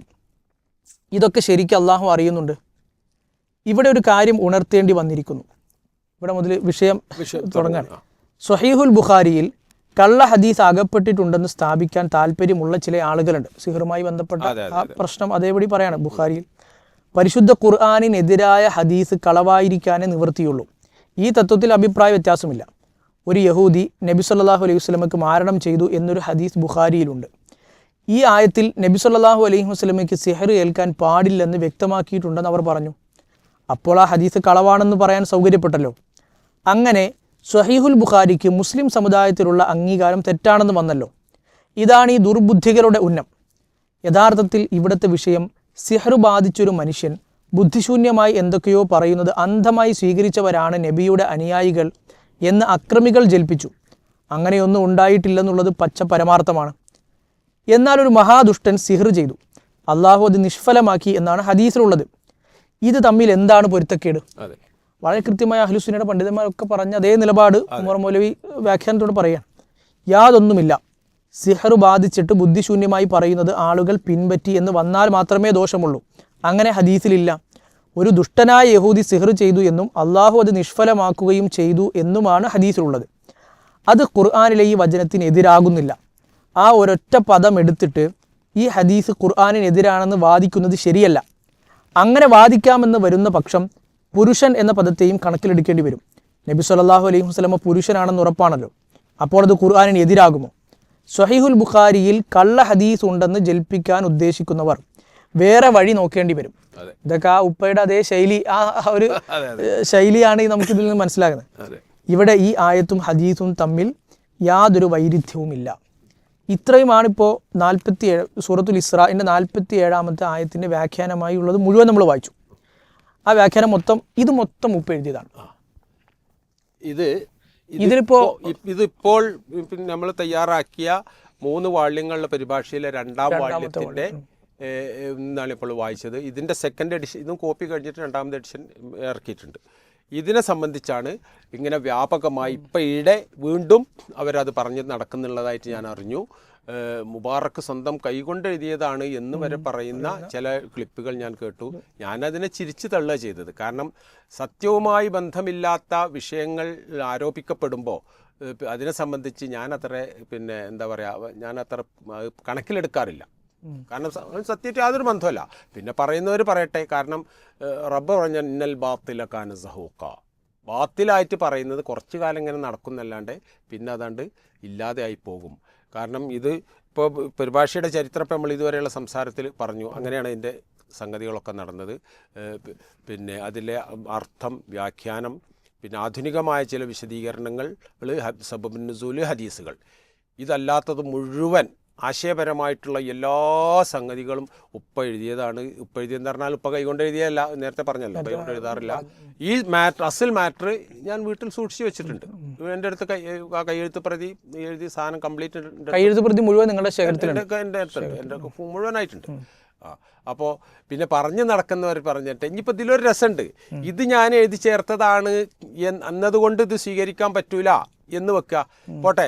ഇത് ഉമർ മൗലവി എഴുതിയതാണ് എന്ന് അംഗീകരിക്കാവുന്ന അല്ലെങ്കിൽ തെളിയിക്കാവുന്ന എന്തെങ്കിലും ഒരു തെളിവ് കിട്ടിയെന്ന് വെക്കുക, എന്നാൽ അവർ യൂസ് സമ്മതിക്കുമോ? സമ്മതിക്കില്ല. അതാണ് സാധാരണ സിഹറുമായി ബന്ധപ്പെട്ട ഹദീസ് നമ്മൾ ചോദിക്കാറുണ്ട്, ആ ഹദീസിന്റെ സനദിൽ പ്രശ്നമുണ്ടെന്ന് പറയുമ്പോൾ എന്നാൽ പിന്നെ സ്വഹീഹായ സനദ് എന്ന് സ്വീകരിക്കുമോ എന്ന് ചോദിക്കാം. എഴുതിയാണ് എന്ന് മറുപടി തന്നെ ഒന്ന് പറയണം നോക്കുക, എന്നാ പോലെ സ്വീകരിക്കില്ല. അപ്പൊ അതിന് വലിയ കാര്യമൊന്നുമില്ല. അപ്പോൾ അത്തരം പിന്നെ അടിസ്ഥാനരഹിതമായ കാര്യങ്ങൾ പറയുന്നവർ പറയട്ടെ. കാരണം എന്തെല്ലാം കാര്യങ്ങൾ ഓരോരുത്തർ പറയാറുണ്ട്. നമ്മളതിൽ തെറ്റൊന്നും ചെയ്തിട്ടില്ല. നമ്മളതിൽ പിന്നെ പടച്ചവൻ്റെ മുമ്പിൽ ചോദ്യം ചെയ്യപ്പെടുന്ന നിലക്കുള്ള യാതൊരു പിന്നെ സത്യസന്ധമല്ലാത്ത ഒരു കാര്യവും ഈ കാര്യം, കാരണം ഖുർആൻ പരിഭാഷയല്ലേ, നിങ്ങൾ കളിയല്ലല്ലോ. അതല്ല ഇപ്പം നമ്മൾ നോക്കി പിന്നെ അത് കഴിഞ്ഞിട്ട് ഇത്തരം പണ്ഡിതന്മാരെ കൊണ്ട് നോക്കിച്ചു എന്നൊക്കെ പറഞ്ഞാൽ അവരൊന്നും കാര്യമായൊരു തിരുത്തോ ഇതോ വന്നിട്ടില്ല. കാരണം ഇപ്പം അത് 3ാമത്തെ എഴുത്താണ്. ഉപ്പാനെ സംബന്ധിച്ചിടത്തോളം പിന്നെ ഉപ്പാൻ്റെ പാണ്ഡിത്യവും അറിവും വെച്ച് നോക്കുമ്പോൾ ഇപ്പം റെഫർ ചെയ്താണ് ഇത് പറഞ്ഞു കൊടുത്തിരുന്നത്. ഒന്നും റെഫർ ചെയ്യാതെ ആയത്തിങ്ങനെ നോക്കും, ഇങ്ങനെ പറഞ്ഞു കൊടുക്കും. സ്വാഭാവികമായും 2 തവണ മുൻപേ ഒരു പൂർണ്ണമായി ഖുർആനെ പരിഭാഷപ്പെടുത്തിയതാണല്ലോ. അപ്പം അതിൻ്റെതായ ഒരു അധ്വാനവും വായനയും കാര്യങ്ങളും ഒക്കെ അതിൻ്റെ പിന്നിലുണ്ടാവും. സ്വാഭാവികമായിട്ടും 3ാം തവണ എഴുതുമ്പോൾ അപ്പോൾ അതിനെ സംബന്ധിച്ച് നമ്മളത്ര പിന്നെ പരിഗണിക്കില്ല. പറയുന്നവർ പറഞ്ഞു നടക്കട്ടെ, അത് കുറച്ച് കഴിഞ്ഞാൽ അങ്ങനെ തോന്നും. കാരണം നിലനിൽക്കുക ഇതാണല്ലോ, നമ്മൾ എഴുതിയതും സംഭവിച്ചതുമായ കാര്യങ്ങളാണല്ലോ നിലനിൽക്കുക. സത്യമായി നിലനിൽക്കും. എഴുതി പ്രചരിപ്പിക്കുന്നവർ പ്രചരിപ്പിച്ച് നടക്കട്ടെ എന്നതിനെ സംബന്ധിച്ച് പറയുള്ളൂ. ഞാനതിനെ സംബന്ധിച്ച് എന്നോട് പലരും പറഞ്ഞു, നിങ്ങളൊരു വീഡിയോ ചെയ്യണം, പിന്നെ അതിന് ഉടനെ തന്നെ അതിന് മറുപടി അയക്കണം, പിന്നെ റെക്കോർഡ് ചെയ്തിട്ട് പിന്നെ ഇപ്പോൾ സൗകര്യമാണല്ലോ അതൊക്കെ ഇടാനും പിടിക്കുന്നത്. ഞാനത് ഇങ്ങനെ ആലോചിച്ചു, എന്തിനാ ഞാനത് അവഗണിക്കുക ചെയ്ത്. അപ്പോൾ ഏതായാലും വലിയൊരു അധ്വാനം എന്നത് ഉമർ മൗലവി റഹ്മത്തുള്ളാഹിയുടെ ജീവിതത്തിൽ നിന്ന് കാണുകയാണ്. പിന്നെ ഈ പറഞ്ഞതുപോലെ കുറേ ആളുകൾ ഒരു മാനുഷികമായ അബദ്ധം എന്നത് ഒരു സാമാന്യ ബുദ്ധി വെച്ച് ചിന്തിച്ചാൽ പോലും 3 തവണ ഖുർആൻ പരിഭാഷയിൽ പിന്നെ പരിഭാഷപ്പെടുത്താൻ അള്ളാഹു ഭാഗ്യം കൊടുത്ത ഒരാളെന്നുള്ള നിലക്ക് ചിന്തിച്ചാൽ പോലും സാധാരണഗതിയിൽ ഇപ്പോൾ ഒരു പരിഭാഷകനാണെങ്കിൽ അല്ലെങ്കിൽ ഒരു മുഫസ്സിറാണെങ്കിൽ 1 തവണ ആയിരിക്കും അതിൽ ഇടപെട്ടിട്ടുണ്ടാവും. 1 തവണ അവരുടെ ജീവിതത്തിൽ ഒരു മാസ്റ്റർ പീസ് പോലെ അവർ ചെയ്തൊരു വർക്കായിരിക്കും. ഇത് 2 തവണ ഓൾറെഡി ഖുർആൻ മുഴുവൻ പരിഭാഷപ്പെടുത്തിയൊരു വ്യക്തിയാണ്. പിന്നെ 3ാമത്തെ തവണയാണ് ജീവിതത്തിൻ്റെ അവസാന ഘട്ടത്തിൽ. അത് തന്നെ ഈ പറഞ്ഞതുപോലെ അന്ന് നിലവിലുള്ള വലിയ വലിയ പണ്ഡിതന്മാർ പരിശോധിച്ച് ഉറപ്പുവരുത്തുകയും ചെയ്തു. സ്വന്തം മകൻ എന്ന നിലക്ക് ആ ഒരു സ്വാതന്ത്ര്യവും മകനോടുള്ള ആ ഒരു കൽപ്പനയും ഒക്കെ മാനിച്ച് സബബുൻ നുസൂലും ഹദീസുകളും മാത്രം ചേർക്കാൻ നിങ്ങളോട് ആവശ്യപ്പെടുകയും ചെയ്തു. ഇതാണിപ്പോൾ ഈ ഒരു സംഭവം കൂടി പറഞ്ഞോട്ടെ ആൾക്കാർക്ക് ഒന്നുകൂടി ക്ലിയർ ആകാൻ വേണ്ടിയിട്ട്. അതായത് ഇപ്പോൾ വളരെ ചുരുക്കിയാണ് എഴുതിയിരുന്നത്. ഞാൻ ഫാത്തിഹ വളരെ ചുരുക്കിയാണ് എഴുതിയത്, വിശദീകരിച്ച് എഴുതാൻ വേണ്ടി എഴുതിയെന്ന് പറഞ്ഞല്ലോ. റഹ്മാനും റഹീമും തമ്മിലുള്ള അർത്ഥത്തിൽ ചെറിയൊരു വ്യത്യാസം ഉണ്ടല്ലോ, എല്ലാവർക്കും അറിയാലോ. അതായത് റഹ്മാൻ എന്ന് പറഞ്ഞാൽ വഴിപ്പെട്ടവനും വഴിപ്പെടാത്തവനും, പഴയ അർത്ഥം അങ്ങനെയാണ്, വഴിപ്പെട്ടവനും വഴിപ്പെടാത്തവനും ഒരുപോലെ കാരുണ്യം ചെയ്ത് കൊടുക്കുന്നവൻ. റഹീം എന്ന് പറഞ്ഞാൽ വഴിപ്പെട്ടവർക്ക് മാത്രം എല്ലാവർക്കും അറിയുന്ന അർത്ഥമല്ല. ഈ വ്യത്യാസം ഉപ്പ തഫ്സീറിൽ എഴുതിയിരുന്നില്ല. അപ്പം ഞങ്ങൾ വായിക്കുമ്പോഴാണ് പറഞ്ഞത് ഉപ്പ ഇത് എഴുതി ചേർക്കണം. എഴുതി ചേർത്തോ. അപ്പോൾ ഇത് ഇന്നത് വേണം എന്ന് പറഞ്ഞപ്പോൾ യാതൊരു എതിർപ്പും കൂടാതെ സമ്മതിക്കുകയും എഴുതി ചേർക്കുകയും അതിനുള്ള സ്വാതന്ത്ര്യം നമുക്ക് തന്നിട്ടുണ്ട്. ഏത് സെലഫിൻ്റെ അടിസ്ഥാനത്തിലുള്ള പിന്നെ ഒന്ന് ഇതിൽ വരുന്നതിന് ബാക്കി യാതൊരു എതിർപ്പുണ്ടായിരുന്നു. അതുപോലെ ഇത് ചുരുക്കി എഴുതാൻ പറഞ്ഞപ്പോൾ അല്ല വിശദീകരിച്ച് എഴുതാൻ പറഞ്ഞപ്പോൾ വളരെ സന്തോഷപൂർവ്വം എഴുതിയത്. പിന്നെ സബബും ഹദീസും അത് നീയാണ് എഴുതി ചേർത്താൽ മതി എന്ന് എന്നോട് പറയണമെങ്കിൽ പാക്കിനുള്ളൊരു വിശ്വാസം ആണല്ലോ. ഇല്ലെങ്കിൽ ഇപ്പോൾ പറയോ പറയില്ല. എൻ്റെ പാക്ക് 8 മക്കളുണ്ട്. 8 മക്കളാണ് നിങ്ങൾ? 8 മക്കളിൽ ഒരുത്തൻ മാത്രമാണ് ഞാൻ. മറ്റാരോടെങ്കിലും ഇപ്പോൾ ഇത് പറയോ? പറയില്ല. അപ്പോൾ ഉപ്പാക്ക് എന്നിലുള്ള വിശ്വാസം കൊണ്ടാണ് ഉപ്പ അങ്ങനെ പറഞ്ഞതും എന്നെ അത് ഏൽപ്പിക്കുകയും എത്രത്തോളം എന്ന് വെച്ചാൽ നിങ്ങൾ ഇപ്പം പിന്നെ മരണം അടുത്തു എന്ന് പിന്നെ ഉപ്പാൻ്റെ അസുഖം നോക്കിയിട്ട് ഡോക്ടർമാർ പറഞ്ഞു ഇനി അധികം ദിവസങ്ങളില്ല എന്ന് പറഞ്ഞു. അപ്പോൾ ആ സമയത്ത് പിന്നെ എൻ്റെ അളിയനും പിന്നെ മരിച്ചുപോയ എൻ്റെ കമാൽ പാഷ, അതുപോലെ എൻ്റെ ഒരു ജ്യേഷ്ഠൻ മരിച്ചിട്ടുണ്ട് അബ്ദുള്ള എന്ന് പറഞ്ഞിട്ട്, ഇവർ രണ്ടാളും ഉപ്പാനോട് വന്ന് ചോദിച്ചു. ഞാൻ ഇറങ്ങപ്പോൾ എൻ്റെ കണ്ണിൽ ഇങ്ങനെ കാണുകയാണ്, ഉപ്പാക്ക് ആരെങ്കിലും കാണാൻ ആഗ്രഹമുണ്ടോ, എവിടെയെങ്കിലും പോകണമെന്ന് ആഗ്രഹമുണ്ടോ, എവിടെയാണെങ്കിലും ഞങ്ങൾ കൊണ്ടുപോയിക്കോളാം, ഉപ്പാക്ക് അങ്ങനെ വല്ല ആഗ്രഹം ഉണ്ടെങ്കിൽ പറഞ്ഞോളി. ഉപ്പാക്കും മനസ്സിലായിരിക്കണു അവസാനം ആയി എന്നുള്ളത്, ഞങ്ങൾക്കും മനസ്സിലായി. അപ്പോഴാണ് ഇത് വരുത് ചോദിക്കുന്നത്. ആ ഉപ്പ പറഞ്ഞ എന്താ അറിയോ, എനിക്ക് ഈ പരിഭാഷ വായിക്കണത് കേട്ടാൽ മതി എന്നാണ്. അത്ര ഉപ്പാൻ്റെ മനസ്സ് ഇതുമായി ബന്ധപ്പെട്ട് കിടക്കുകയായിരുന്നു. പക്ഷേ ഇത് അച്ചടിച്ച് കാണാനുള്ള അപ്പോഴേക്കും ഉപ്പ യാത്രയായെന്ന് മാത്രം. അപ്പോൾ അള്ളാഹു സ്വീകരിക്കട്ടെ എന്ന് പ്രാർത്ഥിക്കണം. അതിനോടൊപ്പം നമ്മളിൽ നിന്നും ഒക്കെ അള്ളാഹു സ്വീകരിക്കട്ടെ. ഇതിൽ സാന്ദർഭികമായി നിങ്ങളിത് പിന്നെ ഇതിന് ശേഷം 2003 കഴിഞ്ഞ് ഗൾഫൊക്കെ നിർത്തി വന്നിട്ടാണല്ലോ പിന്നെ ഇതിൽ സ്വസ്ഥമായിട്ടൊന്ന് ഇരിക്കാനുള്ള സമയം കിട്ടുന്നത്. പിന്നെ എത്ര സമയം എടുത്തു? ഏകദേശം 2008 ഒന്നാമത്തെ വാള്യം പറയുന്നത്. അപ്പോൾ ഈ ഒരു 4 വർഷം എടുത്തു. ഒന്നാം വാള്യത്തിന് 4 വർഷം, പിന്നെ 5 കൊല്ലം എടുത്തു. കാരണം ഉപ്പ മരിച്ചിട്ട് 8 കൊല്ലമായില്ല അപ്പോഴേക്ക്. അപ്പോൾ ഒരു ഉപ്പ ഇത് എഴുതിക്കൊണ്ടിരിക്കുന്നുണ്ട് എന്നുള്ളത് ഓർമ്മകളുടെ തീരത്തിലൊക്കെ ഇടക്കിടക്ക് പരാമർശങ്ങളുണ്ട്. അപ്പോൾ എഴുതിയത് എവിടെയെന്ന് ആൾക്കാർ ചോദിക്കുമല്ലോ എന്ന് വിചാരിച്ചിട്ട് ഒരു വാള്യെങ്കിലും ഉപ്പ ഇറക്കുക എന്നുള്ള നിലക്കാണ് ഒന്നാം വാള്ളി ഇറക്കിയത്. പിന്നെ അതുപോലെ പണിയെടുത്ത് ഇട്ടിട്ടാണ്, ഞാനൊന്നും സ്കൂളിലും പോകണ്ടല്ലോ, ബാക്കിയുള്ള സമയത്തല്ലേ എനിക്ക് കിട്ടുള്ളൂ. അപ്പോൾ പിന്നെ രണ്ടാം വാള്യം 2005 കൊല്ലം കഴിഞ്ഞിട്ടാണ് ഇറക്കുന്നത്. 2022 മൂന്നാം വാള്ളി ഇറക്കുന്നത്. കൊല്ലം പിന്നെയും കഴിഞ്ഞു. കാരണം ഞാൻ അതിൻ്റെ ഇടയ്ക്ക് വേറെ ചില പുസ്തകങ്ങൾ എഴുതലും മറ്റുമൊക്കെ ആയിട്ട് അങ്ങനെ നീണ്ടുപോയി. പിന്നെ ഒരു കാര്യം കൂടി അല്ലാതെ ചോദിക്കാനുള്ളത്, ഇപ്പോൾ നമ്മൾ ഈ വിഷയം സിഹറും ഇതുമായി ബന്ധപ്പെട്ടൊക്കെ വിഷയം, അപ്പോൾ ഇതിൽ ഉപ്പാൻ്റെ നിലപാട് ഏതായാലും സുവ്യക്തമാണ്. അതും കൂടി പറഞ്ഞോട്ടെ. ഉപ്പ ഇതിൽ എഴുതിയ ഈ അഭിപ്രായം ഉണ്ടല്ലോ, നബിക്ക് സിഹർ പറ്റിയെന്നും ആ സിഹർ പറ്റിയതിൻ്റെ വിഷമങ്ങൾ വല്ലാതാകുന്നതിന് മുമ്പ് തന്നെ അത് പരിഹരിക്കാനുള്ള മാർഗം അള്ളാഹു കാണിച്ചു കൊടുക്കുകയും അതിനുള്ള പിന്നെ സൂറത്തുകളൊക്കെ പഠിപ്പിച്ചു കൊടുക്കുകയൊക്കെ ചെയ്തു എന്ന് പറഞ്ഞല്ലോ. ഈ സംഭവം ഉപ്പ നേരത്തെ പറഞ്ഞുകൊണ്ടിരുന്ന സംഗതിയാണ്. അതാണ് ഞാൻ ചോദിക്കാൻ വന്നത്. ഉപ്പ പ്രസംഗിക്കുകയും ഒക്കെ ചെയ്യുമ്പോൾ ഈ വിഷയം പറയാറുണ്ടായിരുന്നു. ആ പറയുന്ന വിഷയമാണ് ഇതിൽ എഴുതിയിട്ടുള്ളത്. അല്ലാണ്ട് ഉപ്പാക്ക് ഇതുവരെ ഇല്ലാത്തൊരു അഭിപ്രായം പുതുതായിട്ട് ജമ്മിത്തുൽമയിൽ ഈ സംഭവം ചർച്ച ഉണ്ടായിട്ടുണ്ട്. നബിക്ക് സിഹർ പറ്റുമോ എന്നുള്ള വിഷയം പിന്നെ മുമ്പുണ്ടായത് എനിക്കറിയാം, മനസ്സിലായി. അപ്പം നേരത്തെ ഉള്ളൊരു വിഷയമാണ്. ആ വിഷയം ഉപ്പാൻ്റെ അഭിപ്രായം പറഞ്ഞുകൊണ്ടിരുന്ന ആ വിഷയം ഇതിലും എഴുതിയെന്നേ ഉള്ളൂ. അല്ലാണ്ട് ഒരു വ്യത്യസ്തമായതോ അല്ലെങ്കിൽ പുതിയൊരു അഭിപ്രായം പറഞ്ഞല്ല. ഞാൻ ചോദിക്കാൻ വന്ന ചോദ്യം അതായിരുന്നു. അതായത് ഉപ്പയെ പോലുള്ള വളരെ തലമുതിർന്ന പണ്ഡിതന്മാർ അവർ പ്രസംഗിക്കുകയും അവരിൽ നിന്ന് കേൾക്കുകയും പഠിക്കുകയൊക്കെ ചെയ്ത് അവരുടെ കീഴിൽ പഠിച്ചു വളർന്ന ഒരാളാണല്ലോ നിങ്ങൾ. അതായത് മുജാഹിദ് പ്രസ്ഥാനത്തിൻ്റെ പഴയകാല തലമുറയും നമ്മുടെയൊക്കെ ഒരു പുതിയ ഈ ഒരു പിന്നെ 2012 ശേഷമുള്ള ഈ ഒരു പുതിയ കാല സംഭവ വികാസങ്ങളുടെ അടിസ്ഥാനത്തിൽ അതൊക്കെ കണ്ടുവരുന്ന നമ്മുടെ തലമുറയൊക്കെ യോജിപ്പിക്കുന്ന ഒരു കണ്ണുകൂടിയാണ് നിങ്ങൾ. അപ്പോൾ ഇതിൽ ഈ പറഞ്ഞ പണ്ഡിതന്മാരുടെയൊക്കെ സംഭാഷണങ്ങൾ, ഈ പറഞ്ഞ ചർച്ചകൾ, കിതാബുകൾ, അവർ പിന്നെ ഇതിനെ അവലംബിച്ചിരുന്ന സ്രോതസ്സുകൾ, ഇതൊക്കെ നിങ്ങൾ കണ്ടിട്ടും ഉണ്ടാവും. അപ്പോൾ എൻ്റെ ചോദ്യം അതായിരുന്നു. ഇതിൽ പിന്നെ അന്നൊക്കെ ഉപ്പയ്ക്കോ അല്ലെങ്കിൽ മറ്റേതെങ്കിലും തരത്തിലോ ഈ വിഷയത്തിൽ അല്ലെങ്കിൽ ഇങ്ങനെയുള്ള വിഷയങ്ങൾ ഇന്നിപ്പോൾ പല ഹദീസുകൾ ഖുർആനോട് യോജിക്കുന്നില്ല, പലതും സ്വഹീൽ ബുഖാരി തന്നെ പലതും പിന്നെ തള്ളേണ്ടതാണ്, നമ്മുടെ ബുദ്ധിക്ക് യോജിക്കുന്നില്ല. ഇങ്ങനെയൊക്കെ ഉള്ളത് അന്നത്തെ പ്രാമാണികരായ നമ്മുടെ മുൻഗാമികൾ അവർക്ക് അങ്ങനെ ഒരു നിലപാടാണ് ഉണ്ടായിരുന്നത്.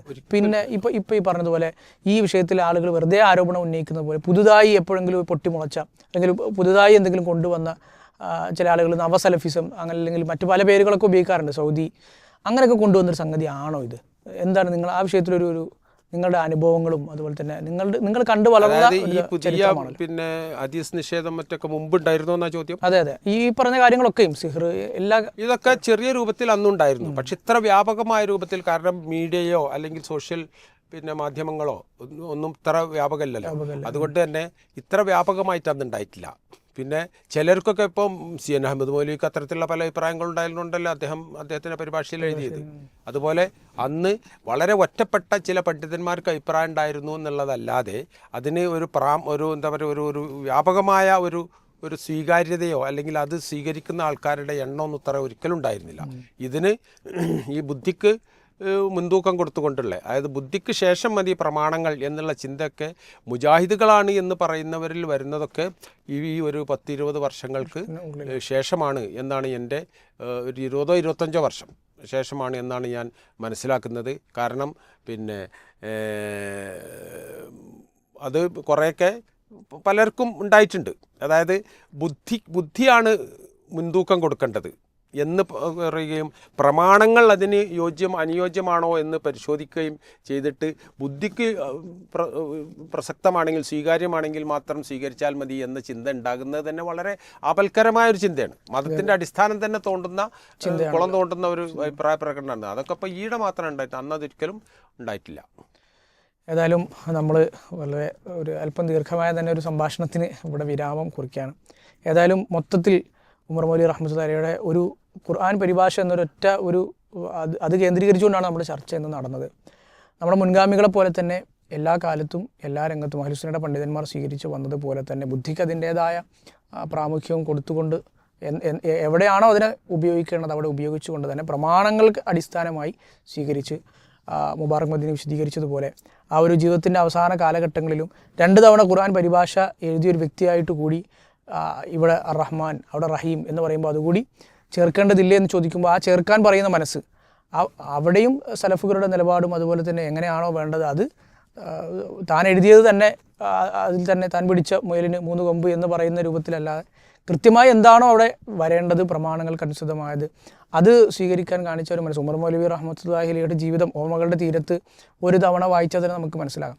തീർത്തും യാഥാസ്ഥികമായ പശ്ചാത്തലത്തിൽ നിന്ന് അതെല്ലാം ഇട്ടെറിഞ്ഞ് വന്ന് അതിനുവേണ്ടി ജീവിതം ത്യജിച്ച് ഇന്ന് നമ്മൾ ഈ കാണുന്ന ഈ ഒരു ഇസ്ലാഹി പ്രസ്ഥാനത്തിൻ്റെ ഈ ഒരു പിന്നെ പടർന്ന് പന്തലിച്ച് നിൽക്കുന്ന ഈ ഒരു അന്തരീക്ഷം, തൗഹീദിൻ്റെ ഈ ഒരു അന്തരീക്ഷത്തിന് ഏറ്റവും പ്രധാനമായും വെള്ളവും വളവും ഒക്കെ നൽകിയ മനുഷ്യനാണ് അദ്ദേഹം.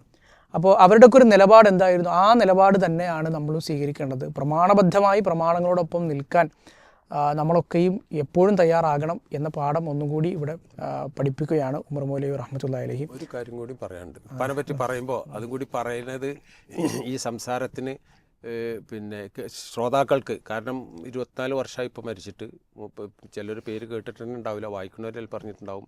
ഒരു കാര്യം കൂടി പറഞ്ഞോട്ടെ. അതായത് 32 വർഷം ഉപ്പ സൽസബീൽ മാസിക നടത്തിയിട്ടുണ്ട്. ആ സൽസബീൽ മാസിക ഉണ്ടായിരുന്ന പ്രത്യേകത എന്താണെന്ന് വെച്ചാൽ ആരെയാണോ വിമർശിക്കുന്നത് ആ വിമർശിക്കുന്നവരുടെ ലേഖനം അതുപോലെ കൊടുത്തിട്ട് അതിൻ്റെ മറുപടി സഹിതം പ്രസിദ്ധീകരിച്ചിരുന്നു. അത് എല്ലാ കക്ഷിയും മുസ്ലിം സമുദായത്തിനകത്തുള്ള സംഘടനകളുടെയും പണ്ഡിതന്മാരുടെ എവിടെയൊക്കെ ഞാൻ വരുന്നത് പ്രസിദ്ധീകരിച്ചിരുന്നു. ആ സമയത്താണ് യുക്തിവാദികളെ സംബന്ധിച്ച് ഒരു ചർച്ച വന്നു, യുക്തിവാദത്തെ സംബന്ധിച്ച്. അപ്പോൾ ഒരു ഫസ്റ്റ് ലേഖനം വന്നു.